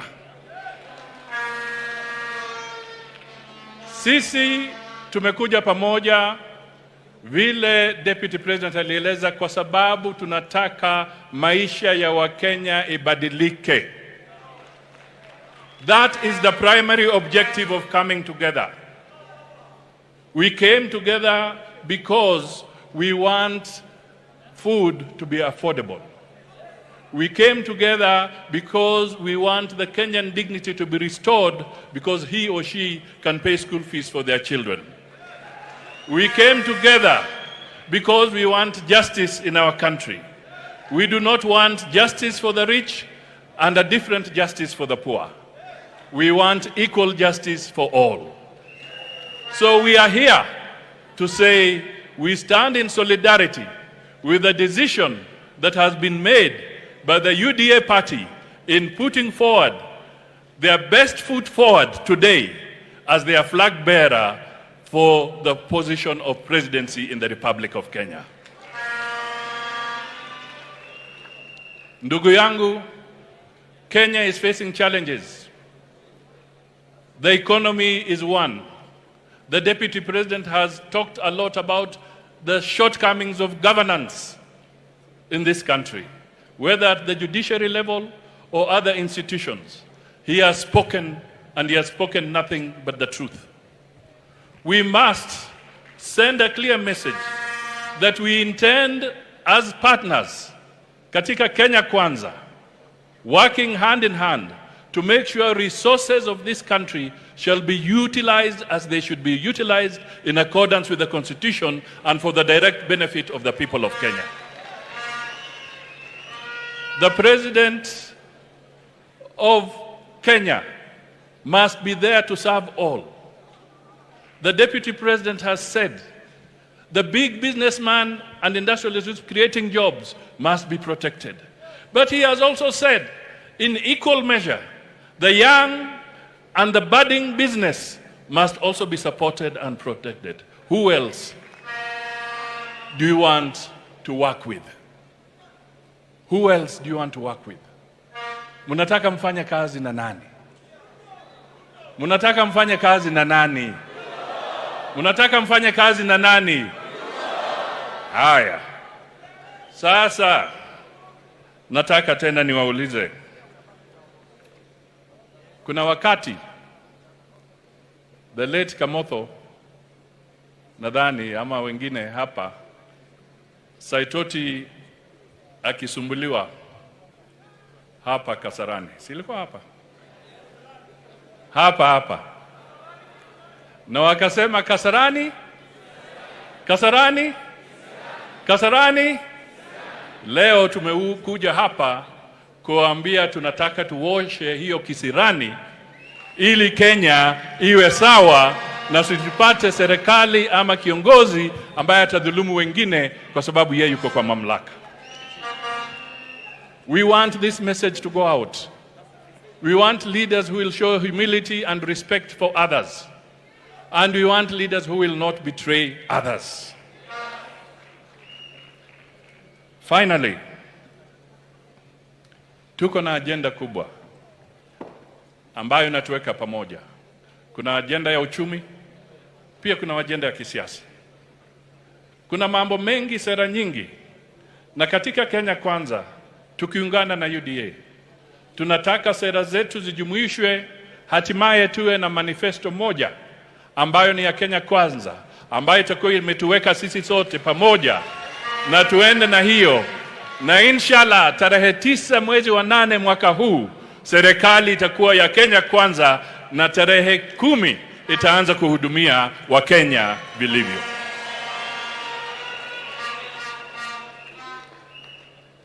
Nataka pia nidhibitishe kwamba vile Deputy President amesema hapa na vile sisi tumesimama, we do not want a puppet regime and we do not want puppet leaders. Hatutaki kamwe kuambiwa kwamba tumewekewa kiongozi ambaye mtu anashika remote control, akisema pause una pause, akifinya bright unaweka bright, akifinya dark inakuwa dark, akisema zima anazima. We do not want a remote controlled leader in this country. We want a leader who is hands-on. Tunaelewana kabisa? Sasa ndugu Mvurya, wewe unazungumza mambo ya Kiswahili kikali, umetuchanganya bana. Lakini nataka niambie wa Kenya, there is something which the Deputy President has spoken to, which we must free ourselves from. There is something they call the Stockholm Syndrome. Yes, sir. Nirudie. There is something called the Stockholm Syndrome. Kwa kifupi, Stockholm Syndrome ni ile hali unawekwa kwa sababu mtu amekuteka nyara, anakuumiza, anakusumbua, anakutusi, anakuangaisha, lakini wewe bado unaenda na imani kwamba huyu ambaye ameniteka nyara ndio ataniokoa.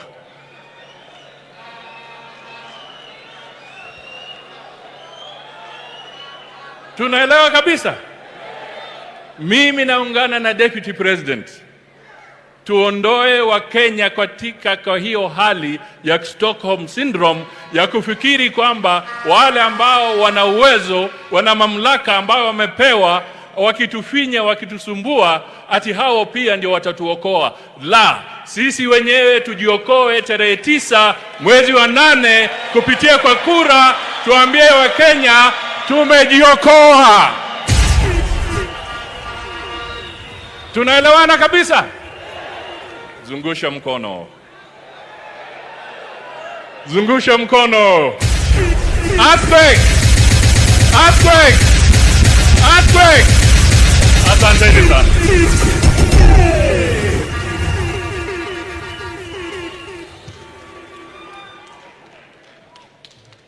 Wacha nichukue nafasi hii kabla huyu kiongozi hajaketi chini, nimshukuru huyu muungwana Musalia Mudavadi. Wakati mambo ni magumu, akiambiwa ya kwamba hawezi kusimama na sisi, yeye alivunja minyororo ya wale watesi wetu, akavunja ngome ya wale ambao wameteka nyara taifa letu la Kenya, na akasema atafanya kazi na Mkenya yeyote bora wanakubaliana kisera. Katika mkutano huu, rafiki yangu Mheshimiwa Musalia Mudavadi, I want with a lot of gratitude to thank you for making it possible for all Kenyans to work together. It is your decision and that of my friend Moses Wetangula that has given rise to this new paradigm that Kenyans can work together. And I want to use this occasion, my brother, to tell you, we will pay you in equal measure one day. Hiyo heshima umetuonyesha na sisi tutakuonyesha heshima hiyo siku moja. Asante sana. Wacha nichukue pia nafasi hii niwaonyeshe kwanza. Wacha wewe Kimani Kishungwa kuja hapa. Nataka huyu Kishungwa, nataka wabunge wote, alafu niite wale viongozi wengine wamebaki hapo.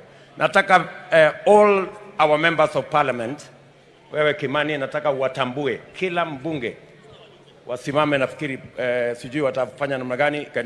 Can everybody stand up, members of parliament, please, with a lot of majina yao yote. Anza. Aya, asante. Toka hapa upande wangu wa kushoto tuko na mama Rehab Mokami, Nyeri County. Next to her, Oscar Sudi.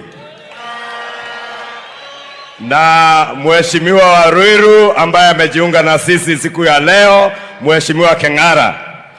Mheshimiwa wa wimbo wa Kigeugeu, na ni nyinyi mlisema hayo mengine sio yeye, Mheshimiwa Jagua. Mheshimiwa Peris Tobiko from Kajiado ambaye anasimama gavana Kajiado. Mheshimiwa Wainaina Jango Thika Town ambaye anasimama gavana Kiambu. Mheshimiwa Kalasinga Majimbo kutoka huko Bungoma. Mheshimiwa Chris Wamalwa anaye pia agombea kiti cha ugavana Trans Nzoia. Mheshimiwa Gathoni wa Mushomba kutoka Kiambu anayegombea kiti cha Githunguri. Mheshimiwa John Paul kutoka Imenti, Igembe South. Mheshimiwa Florence Bore kutoka Kericho Women Rep. Mheshimiwa Vincent Kemosi hapo nyuma yake. Mheshimiwa Shadrack Mose. Mheshimiwa wa kwanza Hustler Nation Msambweni, Mheshimiwa Faisal. Mheshimiwa Didmas Baraza mwenyewe. Mheshimiwa wa Maua kutoka Maragwa. Mheshimiwa Sosion kutoka Bomet. Mheshimiwa Haika kutoka Taveta, Msigi Haika. Mheshimiwa Benja Tayari from Kinango. Mheshimiwa Kingangi from Mbere South. Mheshimiwa Charity Kadhambi kutoka Njoro. Mheshimiwa Koimburi Juja. Mheshimiwa Githua wa Mashukuru Kavete.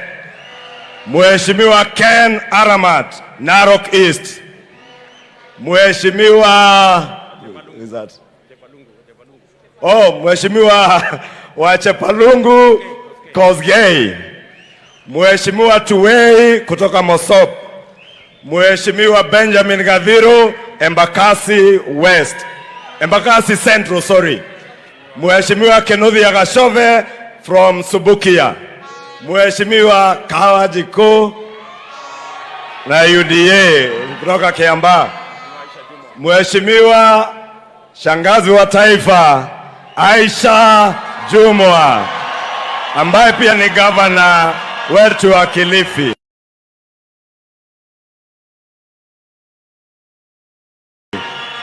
Mheshimiwa Tongoyo kutoka Narok West. Mheshimiwa gavana mtarajiwa wa Embu County, Mheshimiwa Sicily Mbarire. Mheshimiwa Gong mwenyewe, Mheshimiwa Ngeno kutoka huko Narok, Emurua Dikir in Narok. Mheshimiwa GK from Ndia. Mheshimiwa Koech Amasonko mwenyewe kutoka Belgut. Mheshimiwa Simba wa Mombasa Mohamed Jichopevu Ali. Mheshimiwa William Cheptumo Baringo North. Mheshimiwa Benjamin Washiali Mumiasi East. Silvana Sosoro kutoka Kisii. Swag Master mwenyewe Embakasi West. Mheshimiwa Nanok from Turkana West.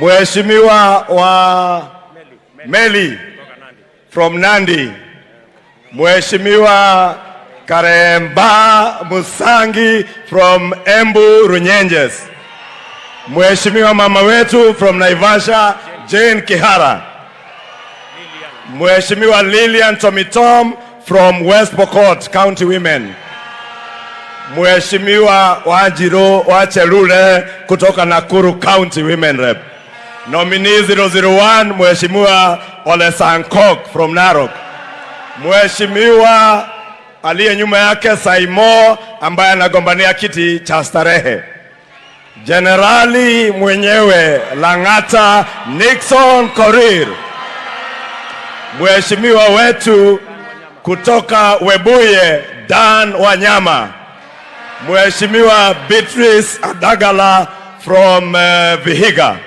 Mheshimiwa Faith Gitau Nyandarua, Mheshimiwa Kamuren from Baringo South, Mheshimiwa Beatrice Nkadha Dharakanithi, Mheshimiwa Wajikoa Muhea ambaye atang'oa Kemunya Amunyo na arivarivwe atupwe na Mheshimiwa Kipipiri, Mheshimiwa Hatib Mwashetani Lungalunga, Mheshimiwa Anab from Garissa County, Mheshimiwa Soipan Tuya Narok County, Mheshimiwa kutoka Baringo ambaye ni Wayala pia Mheshimiwa Jamatia, Mheshimiwa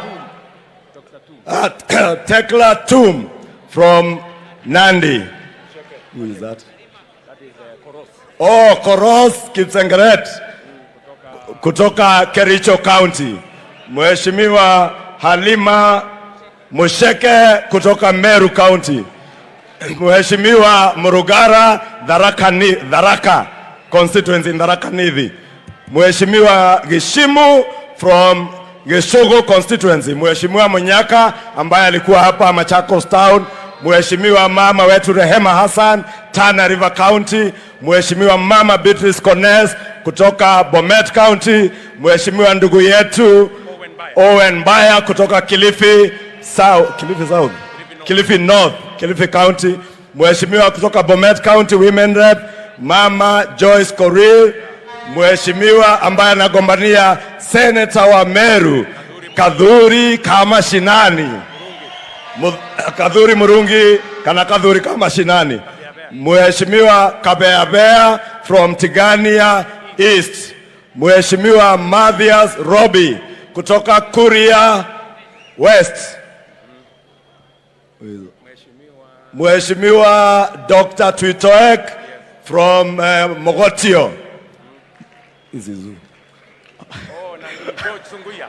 Sunguya amevaa kofia hajulikani. Mheshimiwa Sunguya from Kajiado West, Mheshimiwa Mushira from Oljororok, Mheshimiwa rafiki yetu from Bore Redekere Muruidhania, Mheshimiwa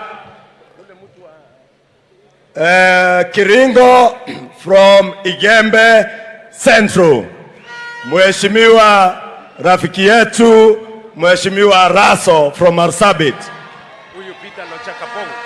Mheshimiwa Peter Lochakapong from Sigor in West Pokot, Mheshimiwa ambaye pia anasimama governor Baringo, Mheshimiwa Lesonet mbunge wa Eldama Ravine. Haya, Mheshimiwa ambaye pia ni mgombea wetu wa kiti cha governor kutoka Turkana, Mheshimiwa Lodepe.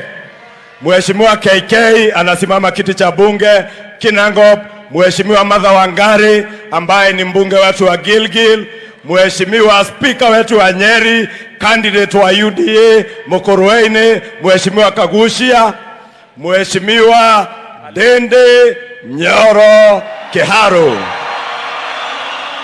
Mheshimiwa Sakwa Bunyasi, Mheshimiwa Alfred Agoi, Mheshimiwa Kawaya Engineer Musioka from Machakos, Mwala in Machakos, Mheshimiwa Manoti ambaye ni candidate wa governor wa UDA Kisii, Mheshimiwa Machogu, Ezekiel Machogu, not Manoti.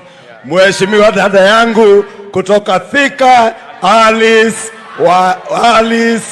Ng'ang'a wa Thika. Mheshimiwa Simba Jike kutoka Laikipia East, Mheshimiwa Kate wa Rogoro. Mheshimiwa Jagagua kutoka Mbere North. Mheshimiwa Kosgei, Engineer Kosgei kutoka Sotik. Mheshimiwa Marwa ambaye ameinua mkono hapo kutoka Kuria West. Brighton Yegon. Mheshimiwa Brighton Yegon pia ako hapo kutoka Bomet. Nani mwingine? Mheshimiwa KJ kutoka Dagoretti Kusini. Mheshimiwa Sharif kutoka Lamu East. Nani mwingine? Mheshimiwa wa kwanza kuchaguliwa na predecessor ya UDA PDR, Mark Lemonkor, ndiye huyo hapo. Mheshimiwa nominated member Gideon Kosgei. Nani? Mheshimiwa women rep wa Kajiado, Mheshimiwa Janet Teya. Na Mheshimiwa wa Mathira Rigathi Gachagua.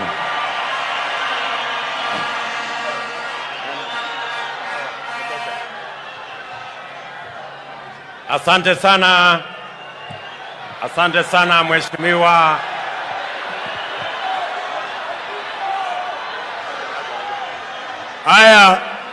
Leader of majority. Najua kuna leader wa minority within the majority party. Huyo ni Kimunya. Leader of majority and the majority leader, Aden Duale. Nani yule?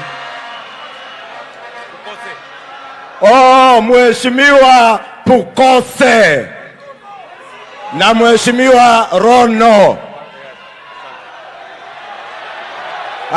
Na baba yao alikuwa mbunge wa Kabete.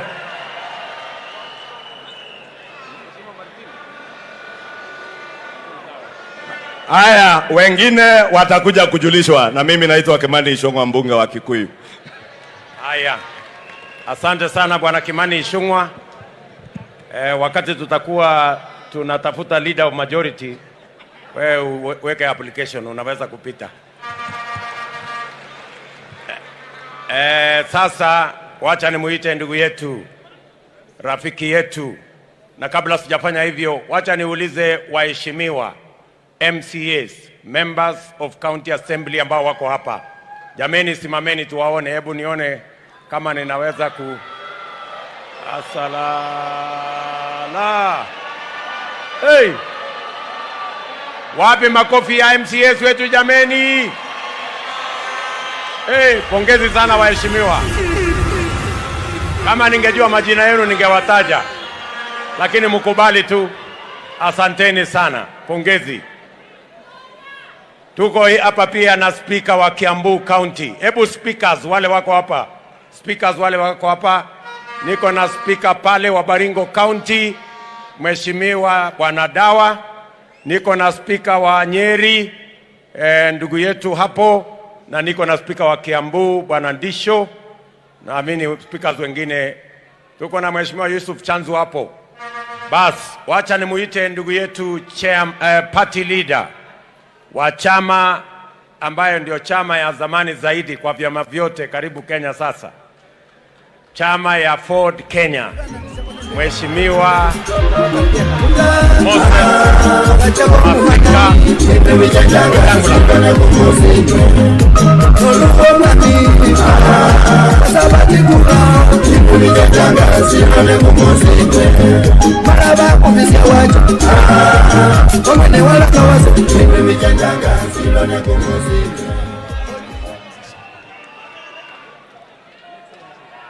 Your Excellency William Samoei Ruto, Mama Rachel, na delegates wote wa UDA, viongozi wa vyama mbalimbali.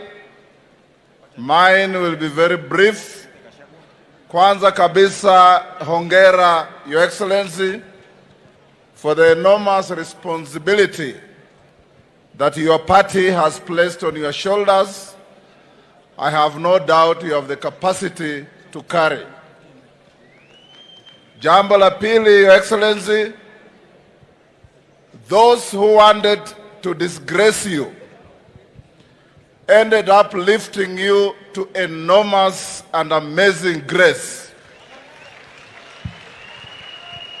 And today, as we stand here, I'm sure they are in a corner of shame in the history of our country.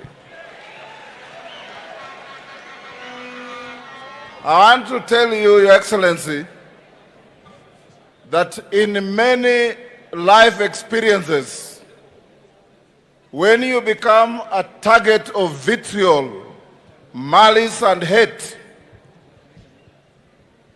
you believe in the living God. And there is a common saying that what you may think is your tragedy is in fact God's strategy for you. And God's strategy was that you have these bad friends take you through what they have taken you through for Kenyans to see that you are a person vilified for no reason whatsoever, howsoever. And as we stand here today, I want to tell Kenyans that the decision made by UDA in the presence of all of us here assembled and the moving speech that you have made here defines you as different from them, because you have emphasized that we must have production before consumption. They emphasize consumption without production.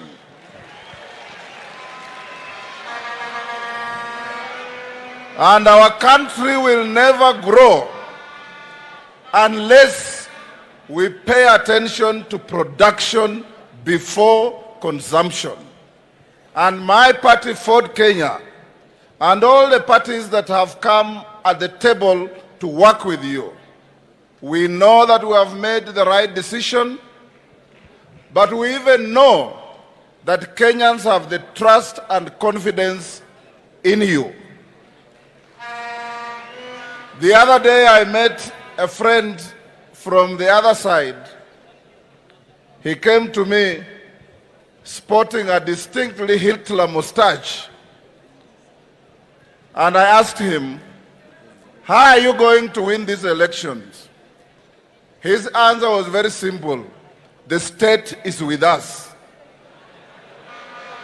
And I want to tell them, the state is with you, the people are with us.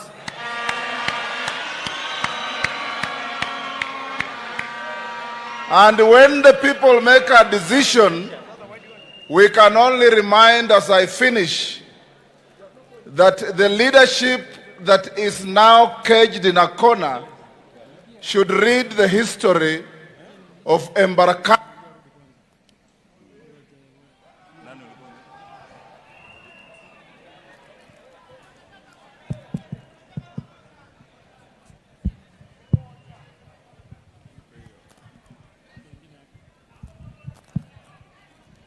They should read the history of Embarkaniut, who was born in 994 AD, and who lived with such grandiose ideas of leadership and power that he believed he could order the tides to recede when the tides were coming. And we have a leadership today that believes they can order the tides to recede when the tides are coming. I want to tell you here today that the tides coming are not at sea. The tides are the people of Kenya. na watapita na nyinyi, mupende musipende. Because when the people decide and when the people take their power, no army will stand in their way, no police will stand in their way, no money will stand in their way, no malice will stand in their way. We shall overcome and we shall make Kenya great again. Thank you. Thank you very much. Thank you very much, Mheshimiwa. Let me ask our brother, Mheshimiwa William Getao Kabogo.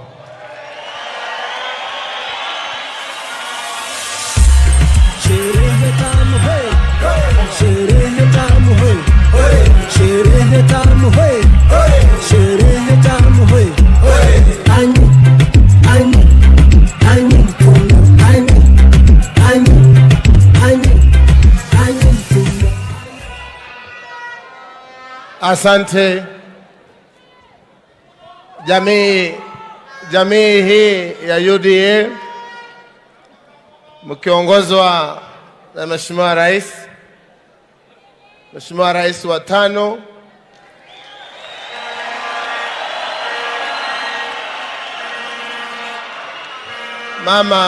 Mama Rachel na jamii yako, viongozi wote walio hapa, itifaki zote zikiheshimika. Mimi Mheshimiwa William, my very good friend, nimekuja hapa mimi mwenyewe kama kinara wa chama chetu cha Tujibebe wa Kenya Party, na sikuvurutwa wala sikusukumwa na mtu yeyote yule. Nimekuja kwa heri yangu mimi mwenyewe. Na mimi ni mtu wa hapa jimbo la Kiambu, mlima wa Kenya. Na nitakuhakikishia hapa, mimi sijapotea njia kamwe.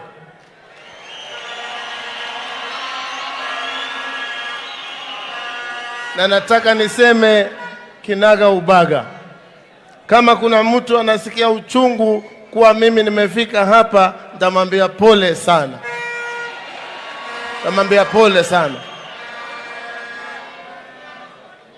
Mimi nataka niwakumbushe hawa, miaka 6 hivi imekwisha, mimi nilimchanua William. Nikamwambia, ndugu jikakamue. Ukingoja kiti ati kwa sababu uliambiliwa haitapatikana, tafuta.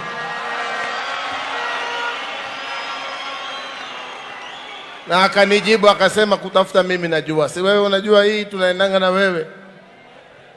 Tukishikilia mahali tuliko sahihi, I can tell you without a doubt, Rais wa 5 wa Kenya ni Mheshimiwa William Ruto.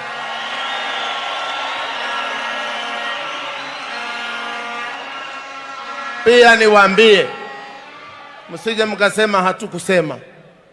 Kama kuna mahala kura zitamiminiwa kwa William Ruto ni hapa mlimani.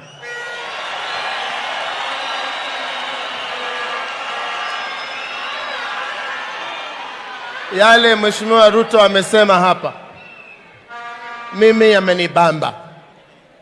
Haswa ati kwa kinyang'anyiro kuna wale ambao wangependa kubadilisha katiba na kuna wale ambao wanapenda kubadilisha maisha, uchumi wa hali ya Kenya vile ilivyo. Mimi sitasema sana, lakini nashukuru tumetoka hii safari mrefu sana tangu siku za KANU. Na nina imani yale umezungumza hapa yatakuja kufanyika. Na ikifanyika kutakuwa hakuna haja tena kutafuta kura. Hiyo kazi umesema hapa ikifanyika, Kenya itakuwa imekaa starehe. Pia nishukuru kiongozi Mheshimiwa Mudavadi, tumekuwa tunazungumza hii njia tukiwa pamoja. Mnajua mimi nilikuwa katika NDC yake, and I hope your excellency you will find time to come to mind. I will. Because I was his competitor before. I wanted to be president, lakini nikaona huyu ataniabwaga tu mara moja. Nikasema, nikasema niwache kwa sababu hakuna haja ya kung'ang'ana na ndovu. Kwa hivyo siku ikifika, siku tulikuwa hapo, uliona tulikuwa tumeenda hapo, mimi, Gideon Moi alikuwa pale, Alonzo Musyoka alikuwa pale, Jimmy Wanjigi alikuwa pale. Nikasikia kidogo watu wanaulizana kwa nini tumekaa hapa na hatukujua William anakuja. Sasa nikamwambia nyinyi ndio mnajua, mlikuwa na yeye. Sasa mnataka mimi nitoke niende nitoroke kwa nini? Nitoroke kwa sababu ya William Ruto? Kwani anakula watu? Mimi sikutoroka, nilikaa na tangu hapa nikaamua barabara ni hii. Barabara ni hii. Sisi tutatembea na wewe mpaka mwisho. Ombi tu, na nilikuambia juzi, usije ukateleza ukasahau ukatufanya vile umefanywa, ni uchungu sana. Au mwasemaje nyinyi? Sina namna hiyo. Niruhusu Mheshimiwa Rais niweze kufundisha hawa salamu ya jibebe. Umeniruhusu? Nikisema harambee, sema tujibebe. Nikisema tujibebe, useme tujenge taifa. Harambee! Jibebe. Tujibebe na UDA. Kazi ni kazi. Tujenge Kenya. Kenya kwanza. Asanteni. God bless you all. Thank you. Thank you very much, my brother William. Wacha nimuhakikishie huyo muungwana ya kwamba sitafanya vile nimefanywa. Nakubaliana. Na kusema ukweli, yale Kabogo amesema, yeye ndiye alinipatia leakage. Akaniambia usingoje ati umeahidiwa, tafuta. Asante sana my friend kwa kunipatia leakage. Kama ningengoja ningezama. Wacha sasa nimuite ndugu dada yetu Gavana Minji wa kutoka kule Kirinyaga.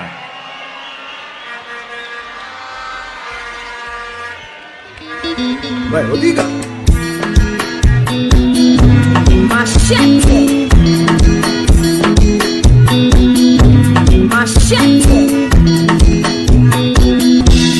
Wadiye ende wakuwa maisha ngoro yakwa ikunengera ayothe miaka 10 Harambe! Harambe! UDA! UDA! Your Excellency, the 5th President of the Republic of Kenya, Excellency, the incoming First Lady of the Republic of Kenya, Mama Rachel Ruto, leaders of Kenya Kwanza, Your Excellency, Mudavadi, Wetangula, and all the leaders joining us today from the various parties, and all the UDA members, good evening. Today is a significant day in the Republic of Kenya because if it was up to the powers that be, today would not have happened. For a long time, they have tried to kill the dream of the hustler nation. But we thank Your Excellency William Ruto and the team that has held the fort for the last 2 years to get us to the place we are at today. We have every confidence in the presidency of William Samoei Ruto in the next 147 days that are coming. We have seen his person.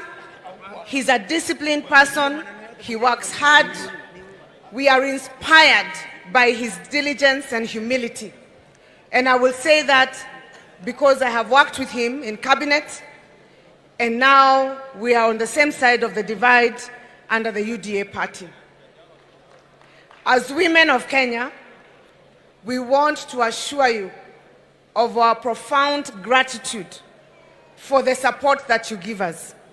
There are many women who have taken the challenge to stand for seats from the governors and MPs because of your encouragement. Indeed, Your Excellency, the icon for your campaign for UDA is one of Mama Mboga, meaning you have put women right at the center of your development agenda. And therefore, we thank you as women and assure you of our support.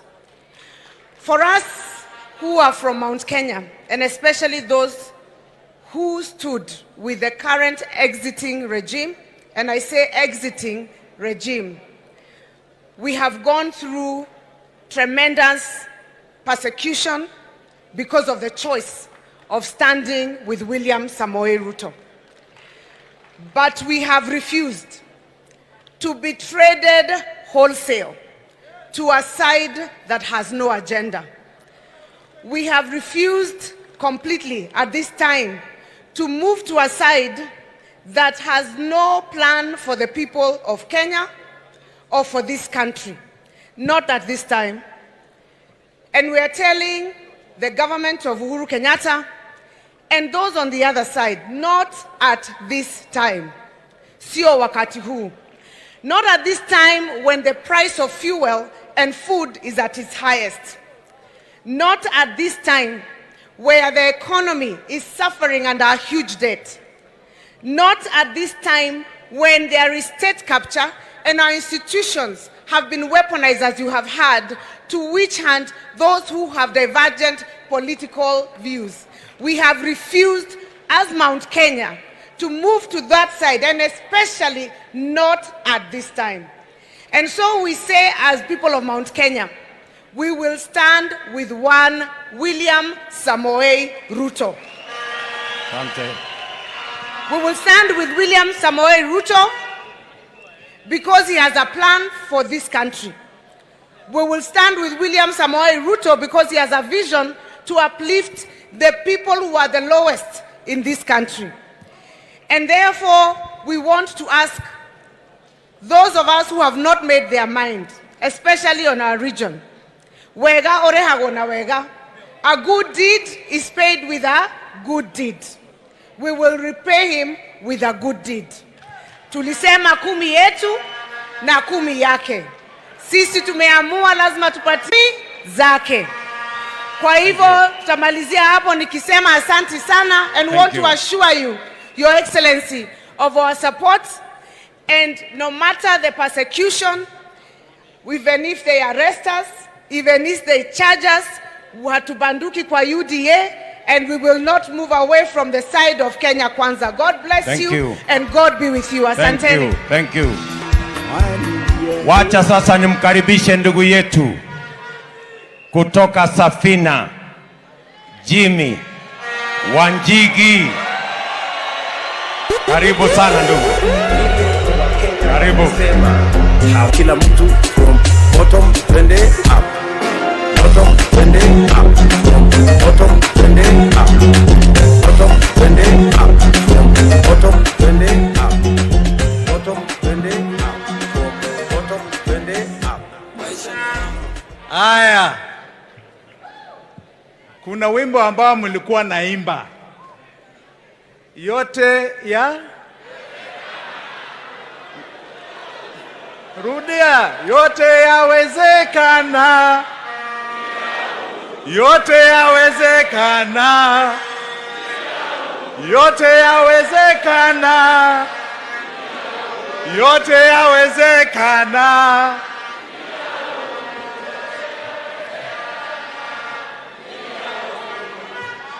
Asanteni sana. Your Excellency, the Deputy President and Mama Rachel, it's good to see you again. Wana UDA, nafikiri niseme msemo wenu, UDA, UDA! UDA! Na Bwana Deputy President, I think you should allow me to say yangu ya Safina. Okay. Haya. Nikisema Safina, munasema fagia wote. Na nikisema fagia wote, munasema tuomoke pamoja. Na nikisema tuomoke pamoja, munasema kwa njia safi, safi sana. Haya, tuanze. Safina! Safina! Fagia wote! Tuomoke pamoja! Asanteni sana, asanteni sana.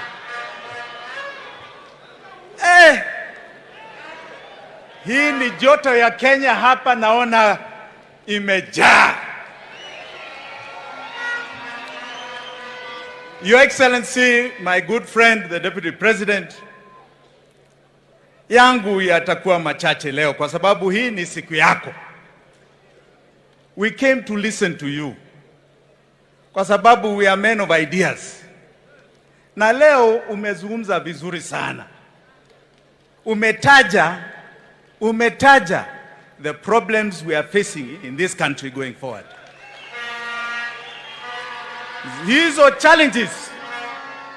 Hizo challenges tulishikana na wewe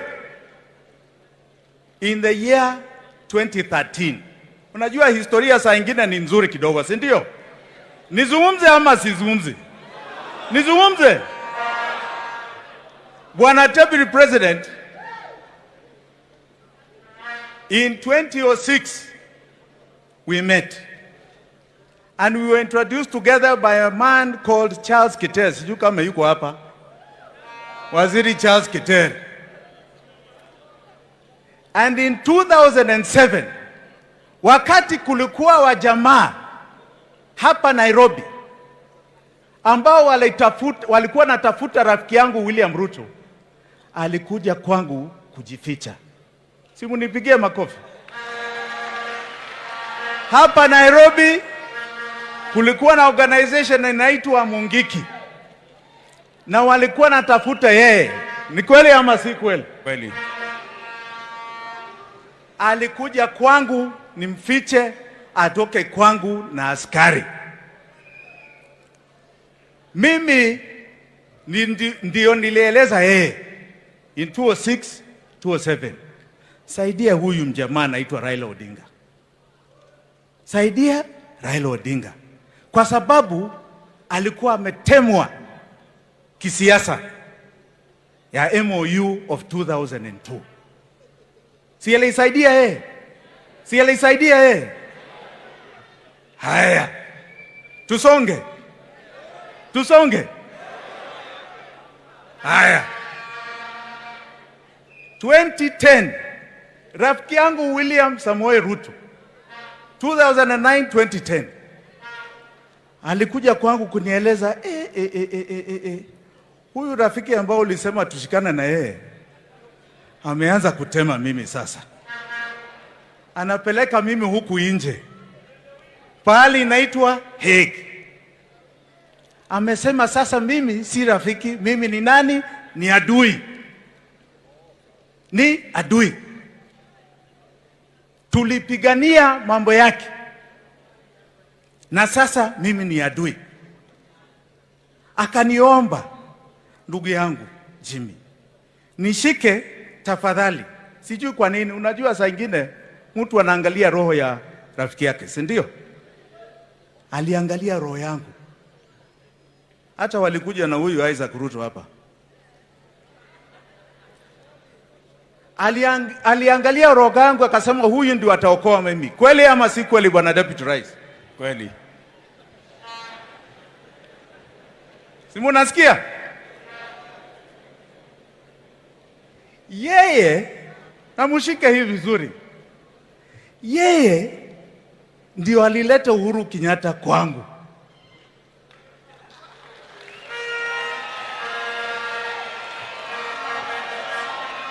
Yeye ndio alileta Uhuru Kenyatta kwangu. Uri nilikuwa namjua tukiwa watoto shuleni, primary school, high school, lakini kisiasa hatukuwa tumeshirikiana hata kidogo. Bwana Deputy President alimleta kwangu akasema labda hii kitu tunaweza fanya kazi pamoja. Nitoboe.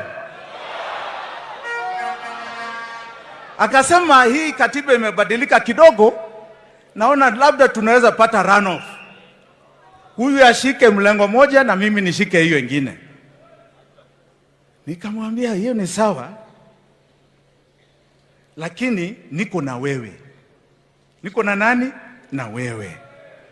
Najua yeye ni Mkikuyu kama mimi, lakini niko na wewe. Kwa sababu hii mambo ya kisiasa simjui sana. Simjui sana. Akasema nitakushika. Uko hapa. Let me tell you, ndugu zanguni na mama dada, ile msafara ambao tuliona from 2010 to 2013 March, hatujaona kitu kama hiyo, na ilikuwa ya wananchi ili tupate peace kwa nchi hii. Wazungu walikuwa natupiga, kulikuwa na prime minister alikuwa natupiga, na nakuambia huyu ndugu yangu alisema wakati huu, wewe ukinionyesha namna hii ndio nitatembea, ukikataa hata mimi siwezi kwenda. Kweli ama si kweli, bwana Deputy Rais? Kweli ama si kweli? Kweli. Aha. Niendelee? Niendelee?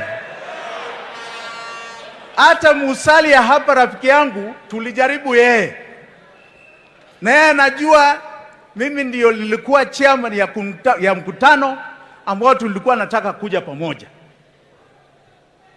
Akadanganywa na watu wengine, akaenda kudanganywa. Haya, sisi tulifaulu. Tulifaulu 2013. Tupigie makofi. Kwa nini tulifaulu? Haya, tulikuwa na wengine, wale walikuwa hapo. Kulikuwa watu wengi ambao waliunga hii mkono ya Ruto. Lete nikuambie, kwa sababu tulikuwa naona ni maisha yao tunatengeneza, si ndio? Na maisha ya Wakenya. Ilikuwa mwaka moja tu, by the end of 2014, rafiki yake ambao alileta kwangu alianza kunitema. Mimi sasa nikawa, mimi naitwa cartel. Mimi naitwa sijui nini. Naitwa sijui nini. Nikaenda kwa rafiki yangu, nikamuuliza sasa hii ni nini? Hii ni nini? Akasema, wajua hapa, unajua mimi ni deputy rais, na nikiwa deputy president lazima nifuate vile rais anasema. Jimmy, nafikiri mimi nitakusaidia huko nyuma, lakini wewe jikinge. Jikinge. Nitakusaidia huko nyuma, lakini wewe jikinge. Munasikia? Niendelee? Niendelee? Haya. 2017 nikashikana na ule mjamaa ule mwingine. Na ule mwingine 2017 tulienda mbali mpaka handshake. Mpaka handshake. Kuingia kwa handshake, hata yeye akaanza kunini? Kutema nani? Mimi. Akaanza kutema mimi. Na mimi nataka kuambia wananchi wa Kenya hivi, mukiona viongozi wakitemwa, ni nyinyi munatemwa. Ni nyinyi munatemwa. Wakati tulishikanisha watu wa Kenya wakapiga wazungu. Watu wa Kenya waliunganisha ili wachape wazungu waondoke kwa nchi. Na wakati huo ni vizuri mjue kuna family mbili ambao walishikana. Family ya Raila Odinga, Jaramogi Oginga Odinga. Hiyo ingine ya Jomo Kenyatta. Na hizo family mbili zimekuwa kwa presidential ballot since 1963. 1963 muliona Jomo Kenyatta, kweli ama si kweli?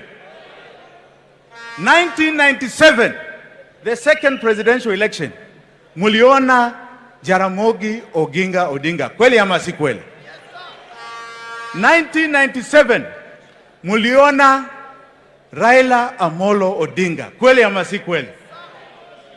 Haya, 2002, Uhuru Muigai Kenyatta, kweli ama si kweli?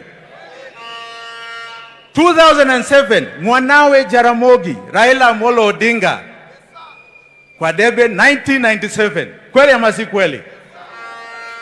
2013, Raila Amolo Odinga, Uhuru Muigai Kenyatta, kweli ama si kweli? 2017, Raila Amolo Odinga, Uhuru Muigai Kenyatta, kweli ama si kweli? Sasa mwaka huu umeona kwa debe moja. Umeona kwa debe moja inaitwa Azimio.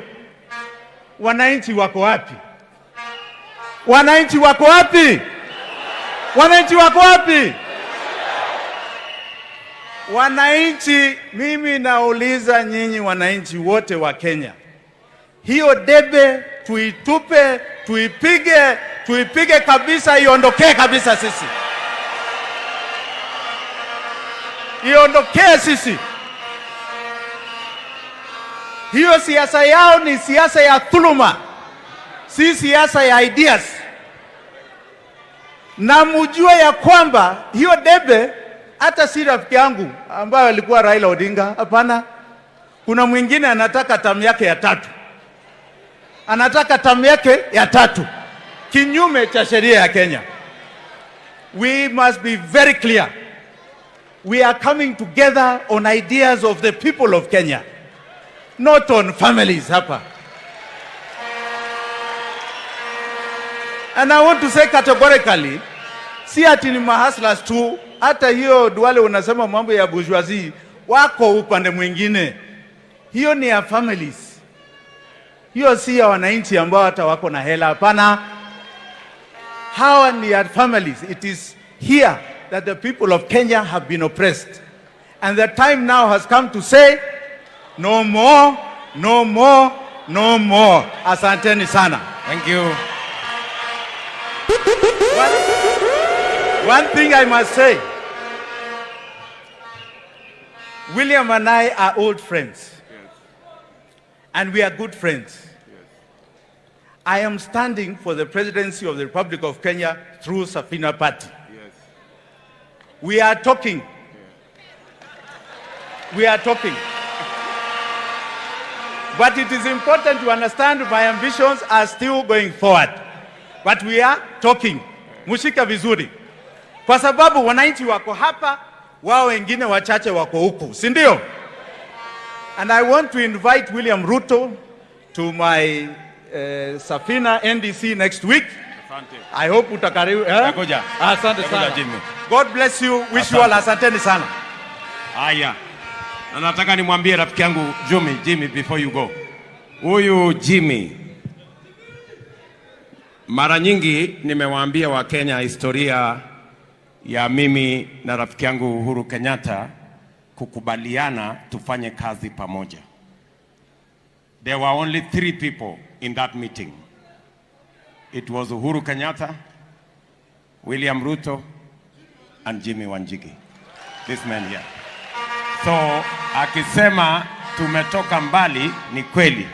Maybe one more thing I should say is that the agreement, the written agreement between Uhuru Kenyatta and William Ruto, the original This man has it. Yes.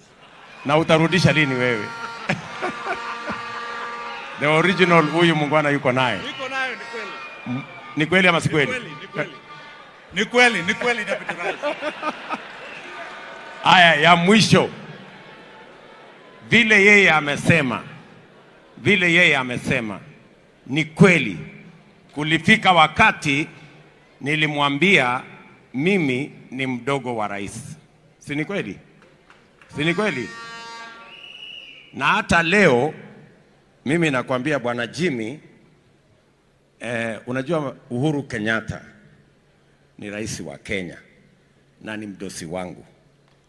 Kwa hivyo hata wakati tunaimba tusiseme yote yawezekana bila Uhuru Kenyatta. Na waomba kwa heshima, tafadhali. Asante sana. Haya, wacha nimuite shangazi wa taifa. Shangazi wa taifa anaitwa Aisha Jumwa.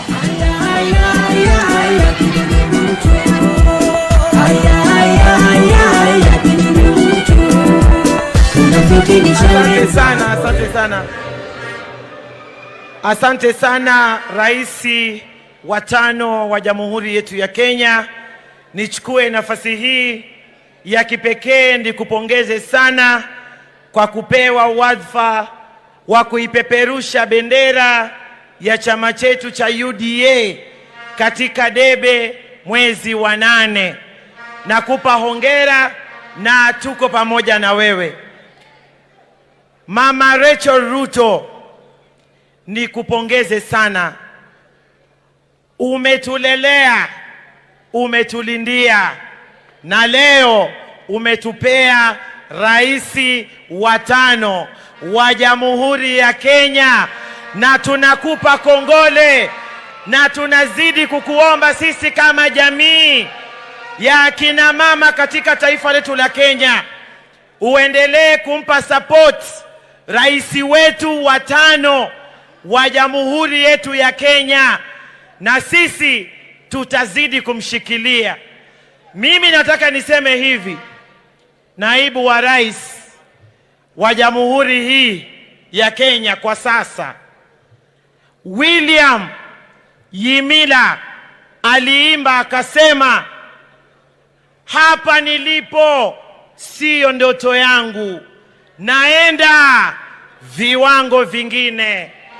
Naibu wa rais, hapa ulipo haikuwa ndoto yako, unaenda viwango vingine.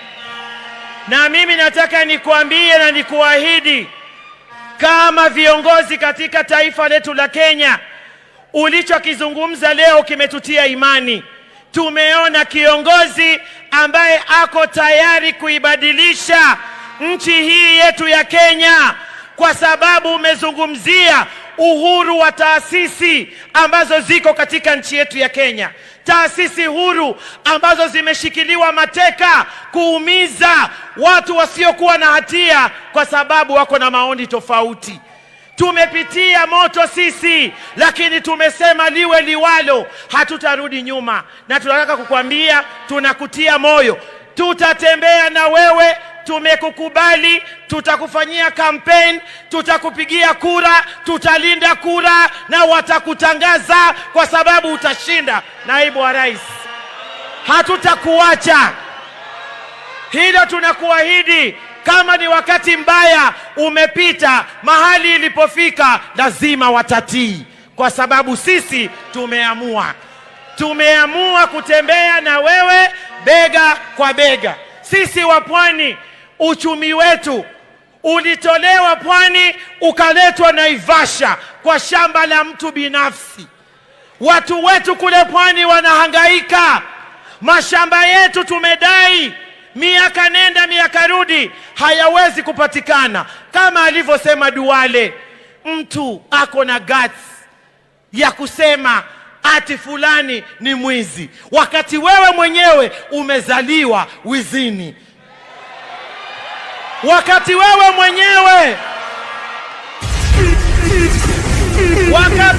mwenyewe ujauzito wako ulikuwa wa wizi, ukazaliwa kwenye wizi, ukakuwa kwenye wizi, mpaka leo unaendeleza wizi, alafu unasema mtu mwingine ni mwizi. Naibu wa rais, wanawake kama sisi tumejitoa, na hii Kenya iko tayari. Tutatembea na wewe kwa sababu umetupa muda wa kufanya hivyo. Na tunasema kina mama, tukisema taifa limeongea. Maana mimi kama Aisha Juma, kama mwanamke, niko na kura ngapi? 3. Niko na yangu, ya mume wangu na ya mwanangu. Kwa hivyo mimi nikisema hapa nilipo niko na kura ngapi? Niko na kura 3. Na kila mwanamke, naibu wa rais, tunakuahidi hii serikali tutaiunda pamoja. Hayo yanayozungumzwa yasikutishe, yasikutishe. Shikilia usukani, tumekuvisha kofia, tutatembea na wewe, tutakufanyia kampeni, kwa sababu nia zipo, nguvu zipo, ajenda ipo na rais yupo. Kwa hayo mengi machache, UDA! UDA! Kazi ni kazi. Asante sana na Mungu awabariki. Asante sana shangazi wa taifa. Wacha sasa nimuite ndugu yangu Festus Mwangi Kiunjuri ambaye ni kiongozi wa chama cha TSB. Karibu sana kiongozi.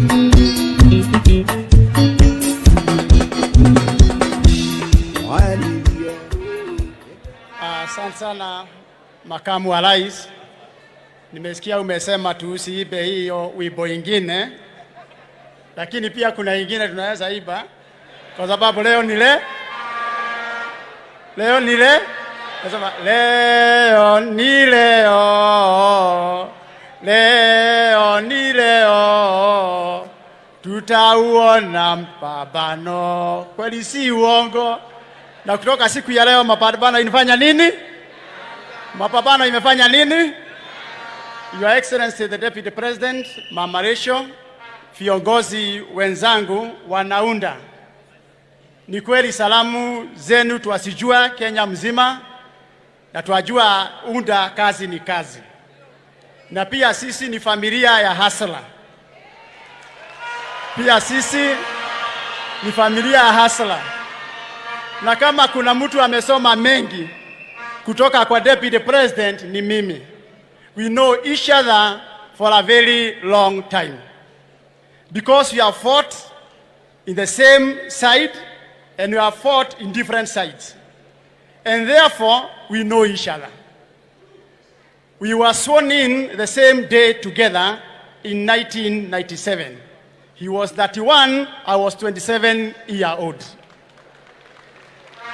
And therefore, when William Samoei Ruto stands here today to give hope to our youth, to give hope to the women who are trading in the streets, when he gives promise of hope to our farmers, our entrepreneurs, and promising that he himself will respect justice, I believe in him. We have together gone through fire. We have campaigned for our president for a very long time. And we had many occasions that we had to sit down together, the three of us, and we made a promise. We made a promise that we are going to support His Excellency Uhuru Kenyatta in 2013. I walked the journey with them until the day I had to go back to Laikipia to defend my seat. Lakini huyu hata yeye akona maneno yake, Deputy President. Kwa sababu kuna wakati alipitia na Nyuki Town wakiwa na Uhuru Kenyatta, nikawapagia. Saa hiyo walikuwa wanauza chungwa, nilikuwa nauza madisi. Mimi nikawapagia na Nyuki Town, hawakuongea. Alafu tukakubaliana na hawa yaliyopita si dwele, tuendelee na dunia. Lakini pia wakanipagia 2013. Nikakunywa maji.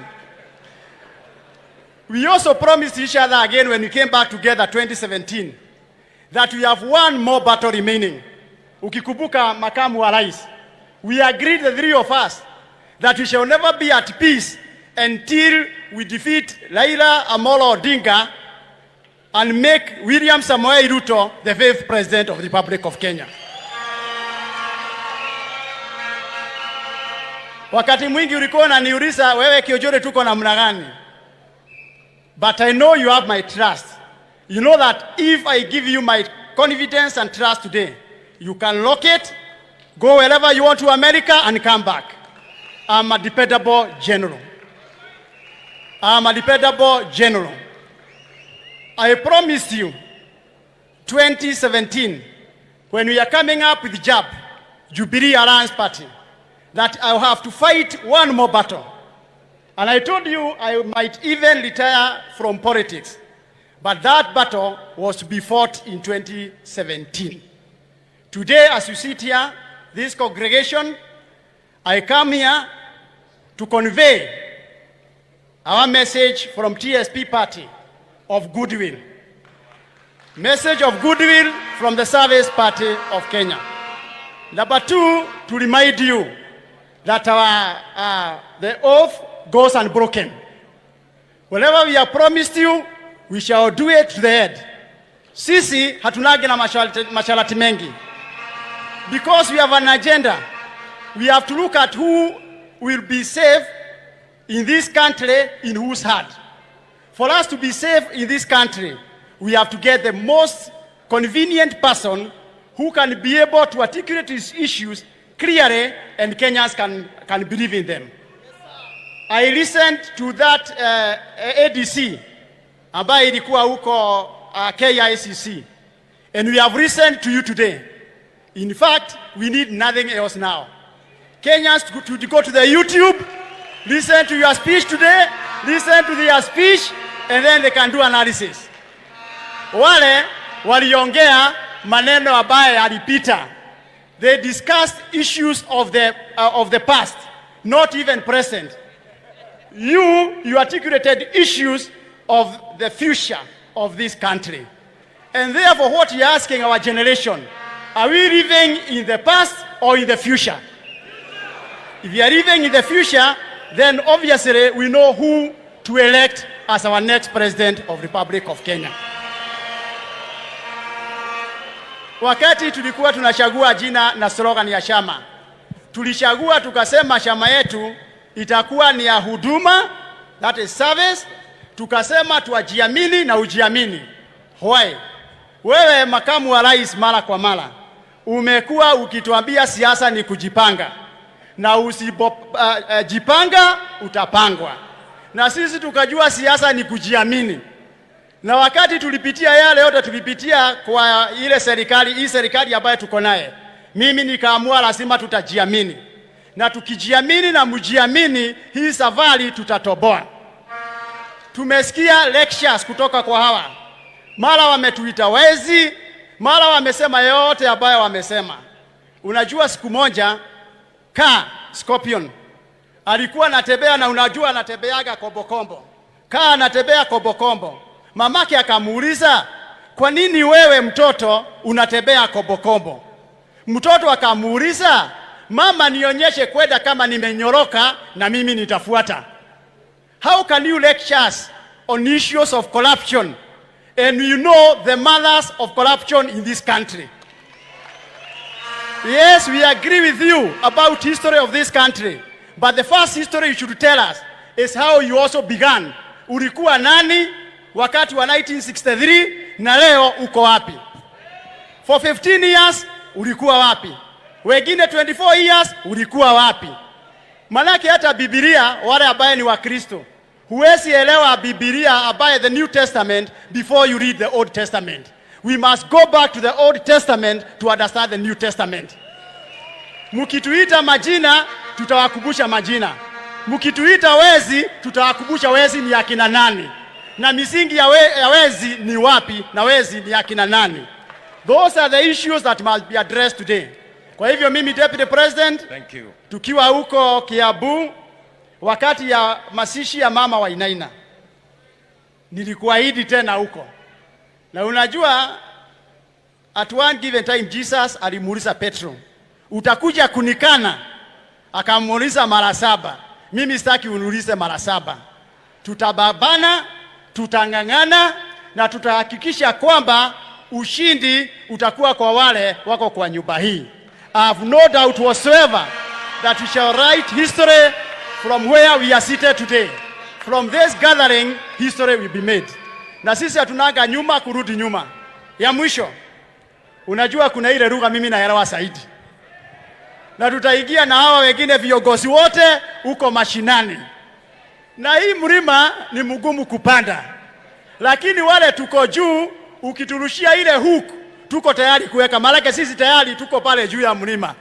We shall hook you properly, na wale wengine wakijaribu kuenda juu, tunajua vile tutateremsha. Kwa hivyo they might have enjoyed yale ambayo wamesema, lakini sasa kitendawili kimefika mwisho wake. Kwa mara 5 sisi tumekitegua kitendawili. Kwa hivyo si mara ya kwanza. Bendera yao wanaona inashuka, tutaishukisha. Goma lazima itatulia na ushindi ni wetu. Asanteni sana, good Kenyans. God bless you. Thank you. Thank you, my brother. Thank you, my brother. Asante sana. Kabla sijawaita wale wengine wachache wamebaki, hapa tuko na aspirants, wale watawania viti mbalimbali. Wacha kwanza niwaite wale watawania viti vya MCA. Kama kuna aspirants katika kongamano hili wasimame. Wow, wow, wow, wow, wow, wow. Hey! Hey! Ala! Hiyo dunia yote hiyo. Haya, wape nduru ya ma MCAs jameni. Asanteni sana. Haya, wale wanawania viti ya women rep, hebu wasimame. Haya, naona waona huko. Asanteni sana, tuwapigie makofi. Wale wanawania viti ya member of parliament ama constituency MPs, wow, tuwapigie makofi. Asante sana. Wale wanawania viti ya senator sehemu mbalimbali, asante sana. Those are our senator candidates. Alafu wale wanawania kiti ya governor sehemu mbalimbali. Haya, hawa ni wachache, mimi naweza kuwataja majina. Huyu mama anaitwa Peris Tobiko, huyu mungwana anaitwa Jonathan Mweke wa Kitui, huyu anaimpa Ambassador Bito kutoka Wasingishu, Wainaina Jango kutoka kutoka Kiambu, Mheshimiwa Omar Hassan kutoka Mombasa County, Mama Bishop Wanjiro kutoka Nairobi County, ndugu yetu Johnson Sakaja kutoka Nairobi County, ndugu yetu kutoka Kitale, Mheshimiwa Chris Wamalwa, Mheshimiwa Irungu Kang'ata wa kutoka Murang'a County, Mama Aisha Jumwa wa kutoka Kilifi County, mama wa kutoka Nakuru County, Mama Susan Kihika, Mama Ses Mbarire kutoka Embu County. Haya, nimekwama kidogo hapo. Haya, ndugu yetu Patrick Ndutu kutoka Narok County, ndugu yetu Mheshimiwa Irungu kutoka Laikipia County, Mheshimiwa Badilisha kutoka Nyandarua County, ndugu yetu kidogo nimechanganyikiwa hapo. Haya, niko na ndugu yangu hapo anaitwa Mheshimiwa Mukonji kutoka Embu, anawania kiti ya ubunge. Hawa wengine poleni, majina yenu kidogo ndugu yetu pale Mheshimiwa Governor kutoka Taita Taveta County, John Murutu, mpigeni makofi. Mheshimiwa Lagat kutoka Nandi, Mheshimiwa Mheshimiwa kutoka kule Isiolo, Mheshimiwa Tene anaomba kiti ya gavana kule Isiolo. Mheshimiwa Bunyasi anaomba Bunyasi yuko wapi? Ameondoka nafikiri. Huyo sio Bunyasi, huyo muungwana anaitwa nani? Moshiri. Mheshimiwa Moshiri kutoka Nyandarua nimemkumbuka. Na Mheshimiwa Medho anatafuta kiti ya seneta kule Nyandarua. Na gavana wa baiskeli huko pia kwa hapo area kutoka Uasin Gishu. Na tuko hapa na Lati Lelegwe anaomba gavana ya kule Samburu. Haya, nimekwama kidogo hapo. Sijui hawa wangwana wengine. Mheshimiwa Barasa kutoka kule Bungoma County. Tangus, Mheshimiwa Tangus kutoka Elgeyo Marakwet. Na Mheshimiwa kutoka Kericho, bwana fulani. Anaitwa nani huyo mjamaa? Nimesahau jina yake. Haya. Fred Kirui, sorry bwana Fred, nimesahau jina yako kidogo. Tuko na mama Anne Waiguru ambaye anatafuta kiti ya governor kule Kirinyaga. She is the sitting governor. Na Mheshimiwa chairman wetu Mheshimiwa Mudhama anatafuta kiti ya governor kule Machakos County. Na Mheshimiwa Onesmus Mudhomi Njuki, sitting governor wa kule Tharaka Nithi, na pia anaomba hiyo kiti. Tuko pia na ndugu yetu Kadhuri Murungi ambaye anaomba kiti ya senator wa kule Meru. Tuko na Lesonet anaomba kiti ya Baringo. Tuko na Kiptis ndio sitting governor na anatetea kiti yake vile vile. Tuko na ndugu yetu Professor Sigor anaomba kiti ya Baringo ya governor. Tuko na Mheshimiwa Matangi anaomba kiti ya governor ya Kiambu. Tuko na Mheshimiwa Ezekiel Machogu anaomba kiti ya Kisii ya governor. Tuko na Mheshimiwa Kachapin kutoka West Pokot. Tuko na nani hapo?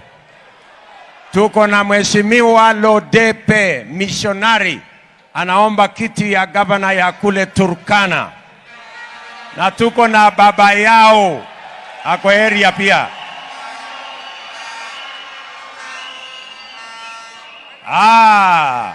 Tuko na ndugu yetu Mheshimiwa Cleophas Malala anaomba kiti ya gavana ya kule ya kule Kakamega. Tuko na Mheshimiwa Sang kutoka Nandi County sitting governor na anatetea hiyo kiti. Tuko na Mheshimiwa Rashid Cheza anatafuta kiti. Tuko na Mheshimiwa Boni Halwale daktari ambaye anaomba pia kiti ya gavana ya kule Kakamega. Na tuko na Samoei kutoka mahali fulani anaomba kiti ya gavana Trans Nzoia. Haya, bas nafikiri tumemalizana hivyo. Wachani Mheshimiwa Walter Nyambati kutoka Nyamira County na Mheshimiwa Eneo Nyakiba kutoka Nyamira County. Wapigie makofi jameni. Kabisa. Mashogoma kutoka Isiolo. Tena Mashogoma. Haya, very good. Nafikiri tumemalizana hapo. Haya, wacha sasa nimuite ndugu yetu Moses Kuria kutoka hapa kaunti ya Kiambu.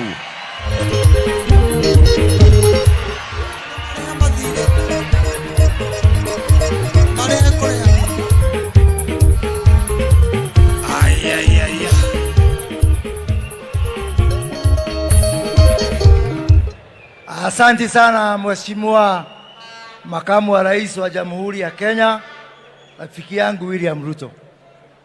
Na pia niseme sina shaka kwamba wewe ndio utakuwa rais wa 5 wa Jamhuri ya Kenya.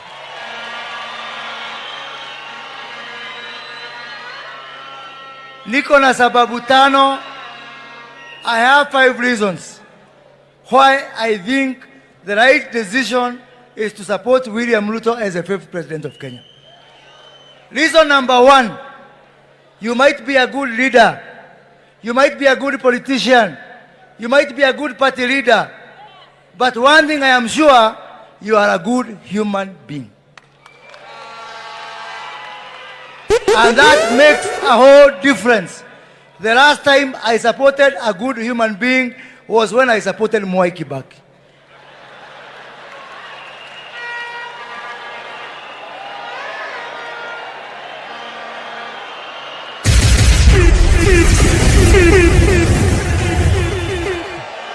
And for me, supporting a good human being is more important than supporting a good leader. Because we can take your word. William Ruto akiniambia tuende Mombasa, nitamgojea Sultan Hamud. Watu wengine wakiniambia tuende Mombasa, pengine uende Naivasha. Because you cannot take their word. Thank you for being a dignified man. Thank you for being a man who we can take their word. I will support you because you are good for this country. Nikiangalia wale watu mleta pamoja. From Musalia Mudavadi to Governor Mvurya. From Aden Duale to huyu Sankoku, huyu nominee number 1. The whole country, the whole Kenya. Wengine wanajigamba ate wao ndio wanaleta Kenya pamoja. Nobody brings Kenya together than William Samoei Ruto.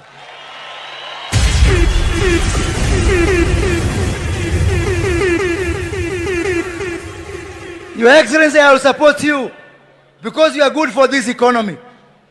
Because we cannot continue with business as usual. Because something has to give way. Because we have to reinvert the pyramid of this economy. Because we must put an end to the culture of state capture of our economy.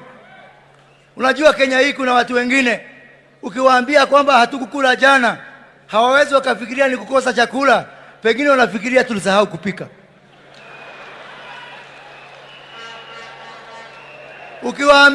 Ukiwauliza maziwa inatoka wapi, hawawezi kujua ilitoka kwa ng'ombe, wanasema ilitoka kwa fridge. That must come to an end, and it is time to give this country to the real stakeholders of this economy, who is the man at the bottom of the pyramid. Only you can do it. Your Excellency, I will support you because you are good for devolution. Only you can actually implement the 35% without us changing any constitution or signing any document. We can take your word for that. Only you, like others who fight governors because they are paranoid of strong people. You will be good, and I am the incoming chair of the Council of Governors. So kwa niaba ya magavana wengine ambao wako hapa,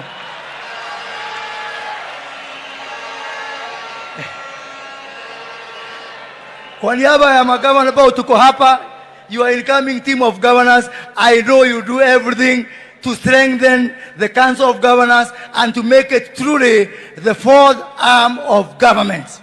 Only you can do that. Finally, Your Excellency, I will support you because you have liberated my region.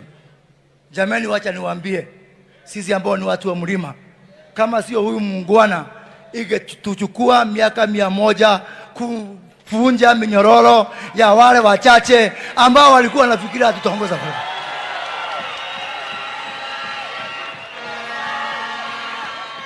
You have made it possible. You have made it possible for me, being the member of parliament for the president, to take a different path from a sitting president without fear. And for me, that is very important. You have liberated us, and we owe you the debt of gratitude for liberating us. Wengine wanasema ati makamu wa rais hawezi kumwamini. Jamani, mnakumbuka wakati 2014, 2015 hapo, wakati rais wetu alienda huko Hague, akamwacha naibu wa rais as an acting president, akarudishiwa all the powers. Niwaulize jamani, kama ni Raila Odinga,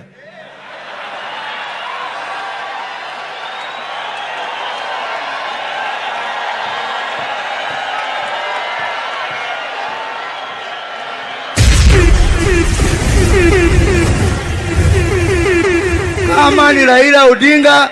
Wakati Uhuru alirudi kutoka Hague, urais agueonea view sasa. And because you are a real man, you are an honest man, it does not matter how many names you are called. Wengine wetu tumevumilia, tumeteswa, a lot of pressure, but tumesema tusimame na ukweli na hii barabara tafika. Kuna wengine wanasema ati kula ya mlima itagawanywa. Mheshimiwa Anne Waiguru, Mheshimiwa Rigathi Gachagua, Mheshimiwa Ishungwa, Mheshimiwa Gavana Muthomi Njuki, Mheshimiwa Senator Linturi, Mheshimiwa Wamatangi, Mheshimiwa Wamaua, Mheshimiwa Alice Wahome, Mheshimiwa Faith Gitau. Sisi ndio tulikuwa tunashidia Uhuru kura na sisi ndio tulikuwa tunamuibia kura.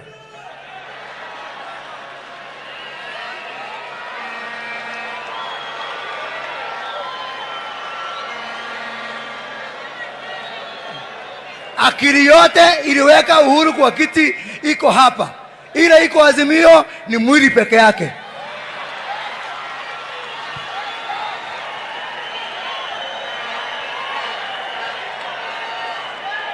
And I want to assure you all, kama kuna mtu ataangusha William Ruto sio mlima. Because we work as one team. And it is not something new. We have done it before.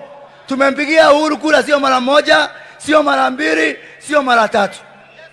Finally, I want to announce to Kenyans that I have constituted a small committee to welcome Uhuru Nishaweli ambao wataishi milele na milele. Asanteni sana, Mungu awabariki. Asante. Asante sana Moses. Wacha niwaite vijana wawili. Niko na kijana anaitwa Silvanus Osoro. Ako wapi huyo kijana? Na niko na kijana mwingine anaitwa Ndindi Nyoro. Hawa vijana wakuja hapa wakimbie, kimbia vijana haraka. Wewe kimbia haraka, nyinyi ni vijana. Kimbia mbio. Very good.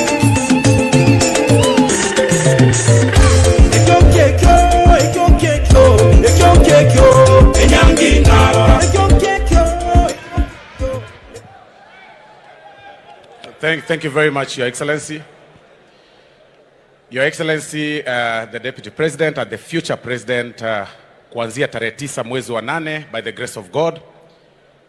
My name is Silvanus Osoro, Member of Parliament for South Mogrango constituency in Kisii County. Your Excellency, mine is perhaps to a team. Why you see some people regrouping and coming together, all notable thieves regrouping and coming together to defend something, it is because they have the fear of the unknown. And today, we want to assure them that UDA and yourself, you are not petty. They have done several petty things, including sending a whole minister to a country in Zambia, not just to pass the congratulatory message, but to also go and libel against you and against your friends who do business in that country. There are several things we can copy from Zambia, even if they went there. But there is one thing that we can't copy. We cannot copy the element of victimizing the sitting presidents once they leave power. And what the president is fearing, President Uhuru Kenyatta, tafadhali tunataka kukuambia, wewe ukiritaya, tunajua umekosea watu wengi, lakini sisi hatutakukosea kwa sababu sisi tunamuogopa Mungu. Wewe umesumbua wengi, umesumbua hadi bodaboda na wana biashara wadogo, lakini sisi hatutakukosea kwa sababu tumeamua tunamuogopa Mungu. Ya pili, Your Excellency, you are a person who fears God. Na mimi leo nataka ni kuguide katika kitabu cha Acts chapter 5 verse 35 onwards, where wakati wale apostles walikuwa wanahubiri, walishikwa, wakawekwa ndani, baadaye wakapatikana wako mahali wanahubiri, tena wakashikwa. Wakati walishikwa, kuna mtu mmoja katika verse 39 anaitwa Gamaliel, wakili, alisema ya kwamba if it is God, if it is They are using their own power. Hawa watu watashikwa na wataenda chini. But if it is God's will, hata ukiipiga namna gani, if God has said this is the direction, there is nothing you're going to do to stop that. And today, as we stand here, we believe you have a higher call than we see. You actually have a higher call kututolea zile minyororo ambazo tumeshikwa na hawa watu watapeli ambao wanashikana pamoja. And that is why we are saying, because it is God's will, sisi tumeamua kukushika kabisa. Na tunaomba, tafadhali, wewe pia usituangushe, kwa sababu wao wametuangusha. And the message to the media, going forward, tafadhali wacha kukua biased. You have a higher calling ya kushikanisha wa Kenya pamoja.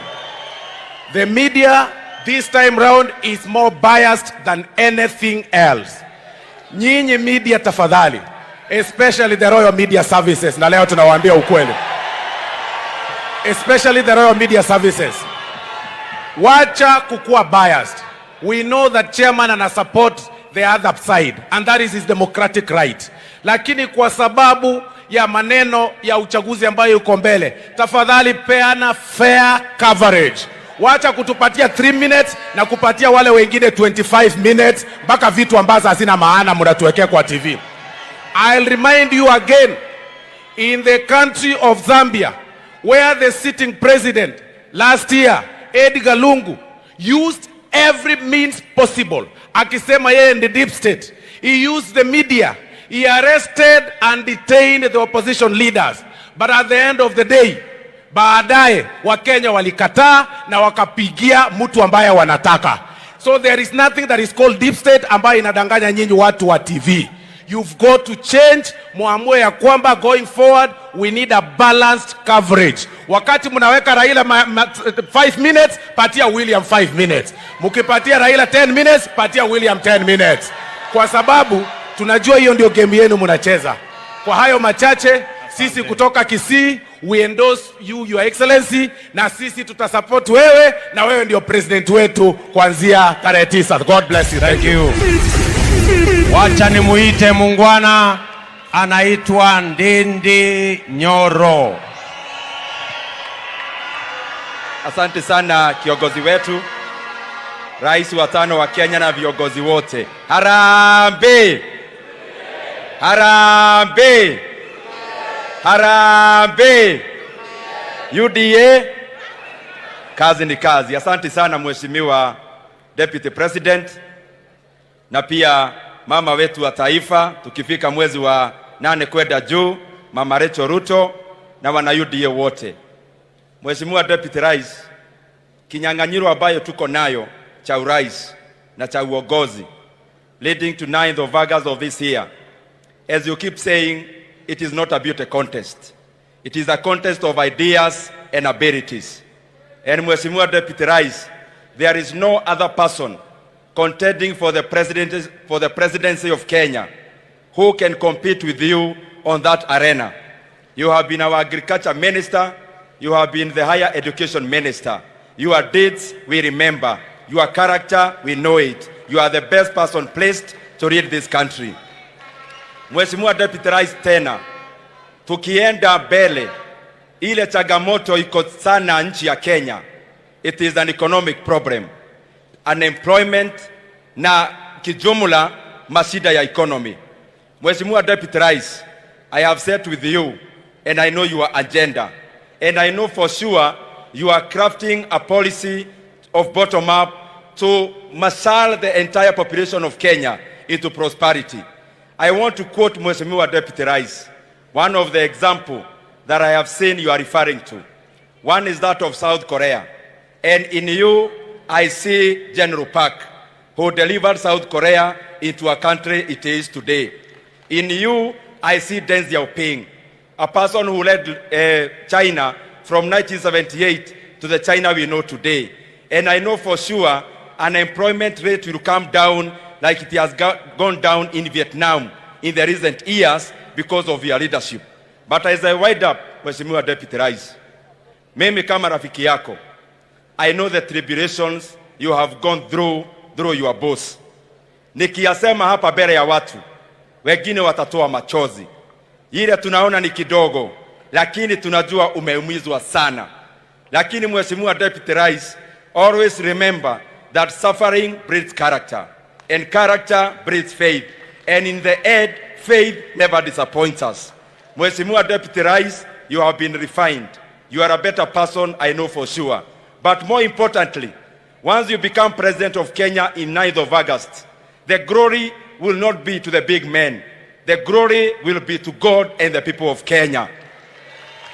Na ya mwisho, Mheshimiwa Deputy Rais, you are not to the ballot as William Samoei Ruto.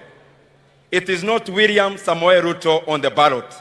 It is us, the long-suffering Kenyans, the children of the nobodies, of the low class, of the subclass, the carpenters of Kenya, the bodabodas of Kenya, the watu ya mijego of Kenya, the farmers of Kenya. It is us on the ballot. We support you and you are our next president. Thank you very much. May God bless you. Thank you very much.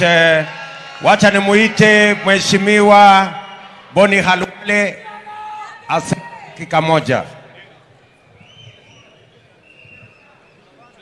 Asante sana, Your Excellency. Your Excellency, I have listened to you and I'm confident the time you are speaking, the country was on a standstill. I have received short messages from Kakamega. They are telling me, Urimsata, which translates to, you are a man and a half. I want to say congratulations and take over from where Wetangula and Mheshimiwa Musalia left by confirming to you that the people of Kitale, Bungoma, Vihiga, Busia, and Kakamega will vote for you as the 5th President of the Republic of Kenya. Kuna wakora ambao wako katika Azimio wenye wanarusha maneno makali kwako, Your Excellency. Stanley Libondo, Francis Atuoli, they do not speak for our community. They do not speak for anybody because they lack the basic intellectual capacity to represent even ordinary animals that you can get in a zoo. Your Excellency, we are going to vote for you because it is now clear you are the bridge to the future of this country. We are going to vote for you, my brother, because of what you have said about the need to expand the opportunities in this country so that 4 million young people, certificate, diploma, and degree holders can have a piece of earning a livelihood for themselves and their families who have sacrificed for them. Your Excellency, I am touched by your commitment that you are going to take the country right from where President Mwai Kibaki left. Mwai Kibaki left a working nation. Our nation has stopped working. You are telling us, kazi ni kazi, and I am confident we will advise you if you allow us, and in good faith, the 7 billion shillings, Your Excellency, that you have said was borrowed. The time has now come for former Prime Minister, 7 trillion. The time has now come for the former Prime Minister, Raila Odinga, and his own brother of handshake, Uhuru Kenyatta, to tell Kenyans where this borrowed has gone to. They should show us the projects. Thank you. They should show us the railways. They should show us the roads. In the absence of that, Your Excellency, we must open the private accounts that were spoken to as being in the Pandora Papers so that we know whether they belong to Raila or they belong to Uhuru. The money there is the money they have borrowed. It is not their money. It is our money. It must come back and flow in our economy. Thank you very much. I thank you so much. Mheshimiwa Mudavadi, I'm so proud of you. I'm so proud of Wetangula and Your Excellency, Chairman Mudama, Senator Omar Hassan, and myself.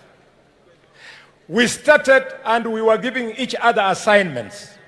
They assigned me. I went to the house of Jimmy when Jimmy announced that he wanted to be president. Jimmy told me at the end of the day, he'll be with us. He's here, Your Excellency. Thank you, thank you, thank you, thank you, thank you. Your Excellency, I went, Mheshimiwa Kuria. We had a big cup of tea at Jacaranda Hotel. And Kuria told me, hii ni mchezo tu wa mpira, lakini nitarudi nyumbani. Asante. I'm so proud, Your Excellency, and I want to thank the people of Mount Kenya. You are a leading example. You have ended tribalism and tribal voting because of your stand. Thank you very much. Wacha nimuite watu wawili ama watatu wa mwisho. Kwanza nimuite ndugu yetu Rigathi Gachagua, mbunge wa kutoka kule Mathira, kutoka Mlima Kenya. Wapi makofi ya Rigathi Gachagua?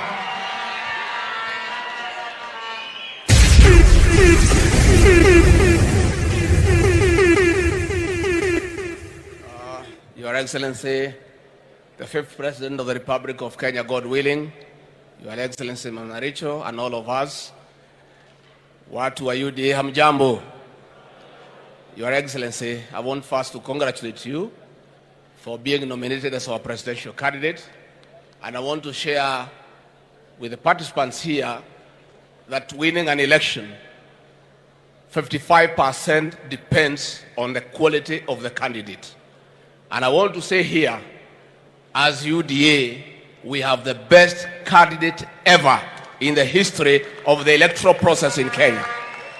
Our candidate is energetic, our candidate is hardworking, our candidate has a message, our candidate has passion, and our candidate is able to mingle with the ordinary Kenyans on a daily basis. And therefore, it is upon us to do what we need to do to support our candidate and emulate him in working hard and making sure we reach each and every part of the country. Secondly, Your Excellency, it is important for us to share with the aspirants here that the people who have aspired to be elected on UDA are under a lot of intimidation and threats from the government. We want to tell you, don't worry. Borrow a leaf from us. We have been intimidated and harassed for the last 4 years, and we are still strong. Ignore those guys from Harambee House. Ignore the people from KRA, they will take you nowhere. We have a special problem in Kirinyaga, where the PS for Interior has set up a camp at Avai Hotel with money in cartons, calling aspirants, intimidating them, bribing them, and making life impossible for them. We ask the aspirants from Kirinyaga, do not buy fear. Karaja Kebicho has only 4.5 months to go. He will be an ordinary citizen. Kwa hivyo msinunue woga. Finally, we from the mountain, Your Excellency, we have suffered a lot of prejudice that we don't support other people. I want to confirm to you and the people of Kenya that we, the people of the mountain, are decent people. We are honorable people. We are people of integrity. We are not conmen. We are not fraudsters. And we are Christians. We have been asked to betray William Ruto.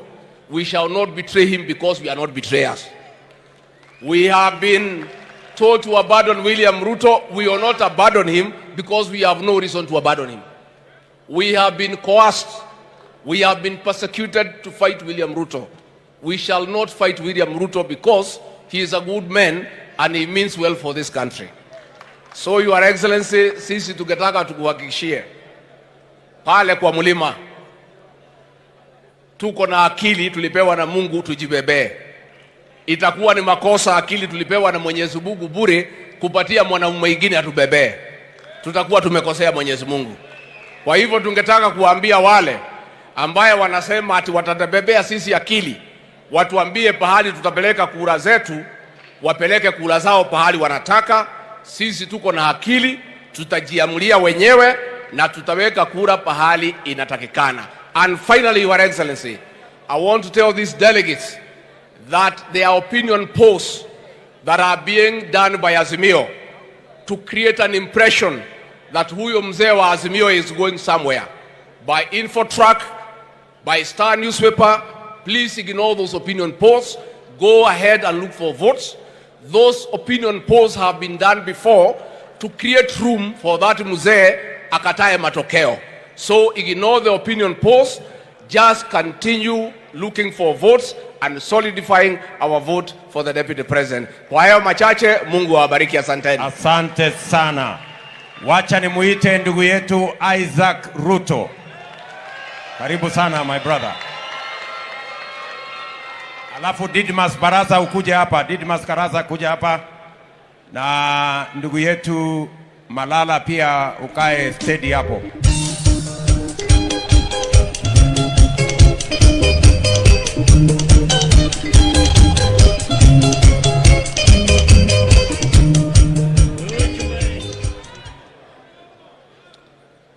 Haya,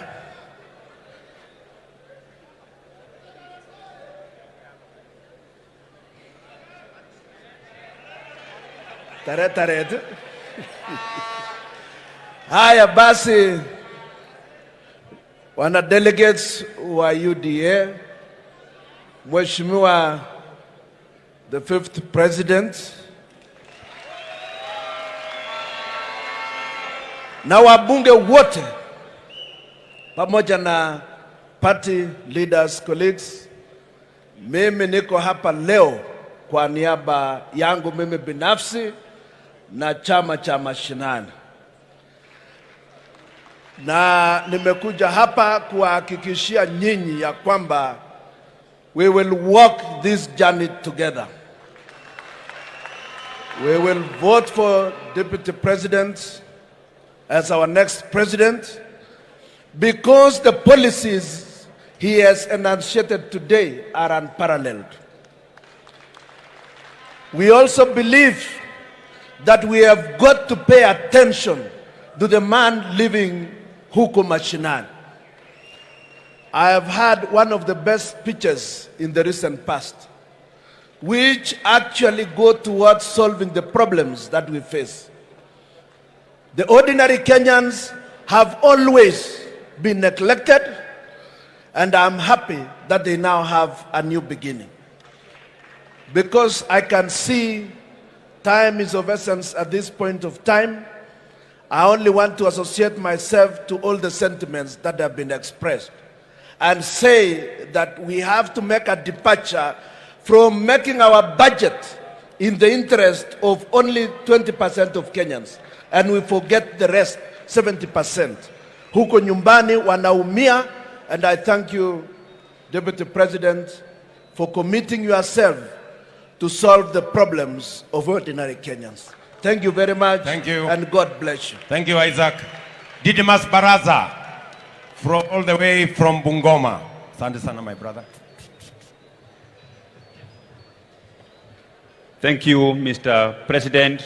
I also want to congratulate you for being nominated to fly the flag of UDA for the presidency. And the choice on who should be President of the Republic of Kenya has been simplified today. That Kenyans will have a very simple choice of two to make from: an assembly of the ordinary citizens with an agenda of reviving our economy, who also enjoy the support of the ordinary citizens and ordinary power from the people of Kenya, and another group of people that forms an assembly of children of retired presidents with full of ego, who think that everybody should hero worship them. And I am sure, Mr. President, that even as they enjoy the state resources, they have the money to buy a few people, but they will never buy the concerns of the people from electing you as their president. So we will pray for you so that we can form the next government and revive our economy and defeat these people who always ride on the propriety of their families, the name of their fathers, to intimidate everybody in this country. With those very few remarks, God bless you. Thank you very much. Chris Wamalwa, the Secretary General of Ford Kenya. Arambe! Arambe! UDA! Your Excellency, the 5th President of the Republic of Kenya, William Samoei Ruto, Your Excellency, the First Lady, Mama Rachel Ruto, we want to congratulate you today for your nomination as the presidential candidate of UDA. On behalf of Ford Kenya Fraternity, Your Excellency, we want to assure you that under Kenya Kwanza, we are going to work with you. And I want to recognize the members of Ford Kenya who are here today. We have the chairman, Honorable Joel Ruhu, who is seated here. We have Senator Olendiema, who is seated here. We have Honorable Majimbo Kalasinga, and many others who are here, but they have left. Your Excellency, you've been my close friends. And when you read the Bible, the book of Matthew 7, verse 7, Biblia inasema ya kwamba, aombaye hufanya nini? We want to assure you of our prayers. All those weapons that have been formed against you, I can assure you, they'll not prosper. We are looking forward to see your leadership as the 5th end of this country. We bless you and we pray to Almighty God to give you strength till you reach State House. Thank you and God bless you. Kutoka Kakamega, Super Senator. Asante sana, kwa sababu tumechoka. Mimi ningependa kusema kwamba Mheshimiwa Musalia Mudavadi na Mheshimiwa Wetangula wameongea kama viongozi wa kitaifa. Mimi naibu wa rais, niruhusu niongee kama kiongozi kutoka mkoa wa Magharibi. Sisi kama jamii ya mkoa wa Magharibi tumeamua kwa kauli moja, tunaenda kusimama na William Samoei Ruto kwa sababu ya heshima ambaye amepatia viongozi wetu. Ukiona vile Musalia na Wetangula wamepewa heshima katika muungano wa Kenya Kwanza, we are assuring you, William Samoei Ruto, we are going to stand with you. Wale Waluya ambao wako kwa Azimio, juzi muliona Oparanya kiti yake wameka kwa mlango ya kutoka nje. Eugene Wamalwa kiti yake wameka kwa mlango ya kwenda kwa choo. Atuoli yeye ndo anapima watu temperature wakiingia kwa hall. Sisi tumesema, sisi kama jamii ya Waluya, we must be respected, and the type of respect you've given to our leaders, we shall stand with William Samoei Ruto. Thank you. May God bless you. Wacha nimuite Mheshimiwa Kimani Ichung'wah. Asante, Your Excellency. Sababu ya masaa, I'll be very brief. Just on behalf of the people of Kikuyu, Kiambu County na Mlima Kenya yote, to congratulate you on your nomination as the 5th President of the Republic of Kenya. Two, to tell you that the burden that we give you today, we are giving the burden to carry the pain of the hustler nation. We give you the burden today to carry the aspirations of all the Kenyan people, Your Excellency.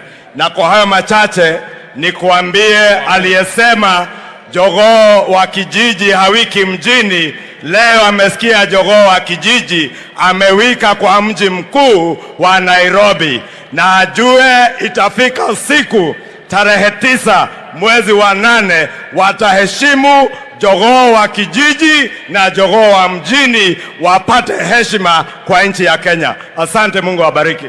Haya, wa mwisho ni Mama Naomi kutoka Marsabit, na pia atatufungia kwa maombi. Mama Naomi. Thank you very much, Your Excellency. I want to congratulate you for the nomination and pray that you will win and you will be our 5th president. I also want to thank Mama Rachel, our incoming First Lady. Your Excellency, as you have seen, Kenyans have decided, and I believe you will be our 5th president. Number two, as I finish, as you are giving your speech, Your Excellency, I found two things clearly. Number one, the passion you have to transform this country. Number two, the heart you have of forgiveness. You have gone through many things. You have suffered. Those of us who are following you, who are your friends, have also suffered. But I know you will forgive everyone who has wronged us, and you will hold the country together come August 2022. Your Excellency, I believe that you can only be compared with retired President of America, Barack Obama, because your speech clearly brought out the type of a person you are and the leader you will be. May I now take this opportunity to pray so that we can finish. Lord, we thank you for this day. We thank you for being with us.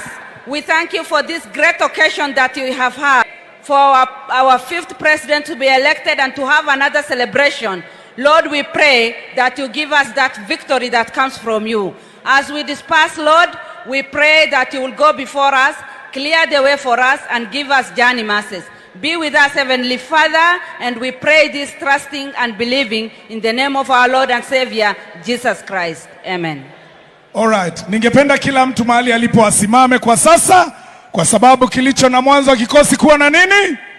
Sijasikia. Kilicho na mwanzo wa kikosi nini? Kwa sasa tunataka kufunga, na ningemuomba Rais wa 5 wa Jamhuri ya Kenya aje hapa, kwa sababu tunafunga na wimbo wa taifa.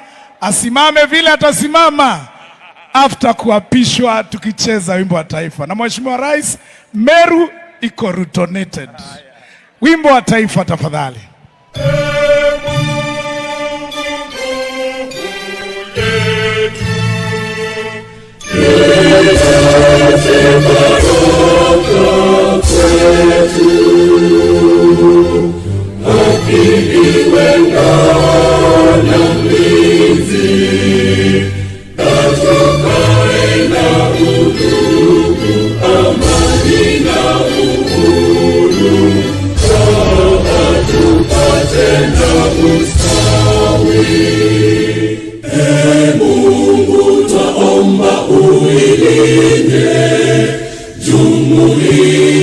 Afrika Mashariki, tuwezeshe kuishi kwa amani, tutimize na malengo yetu. Jumuiya yetu sote tuilinde, tuwajibike, tuimarike, umoja wetu ni nguzo idumu jumuiya yetu.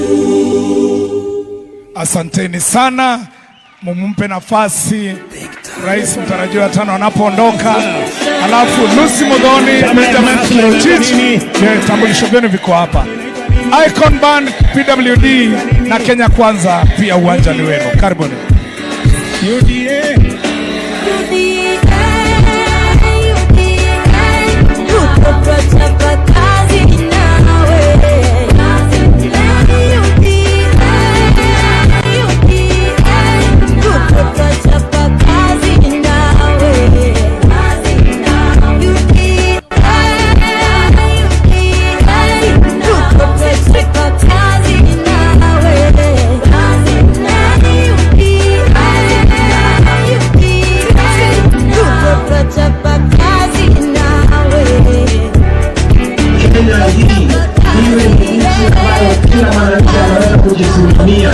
anaweza kupata chakula kwa bei tu, na kukipunguza gharama ya maisha, tutaanza kuwa ni nchi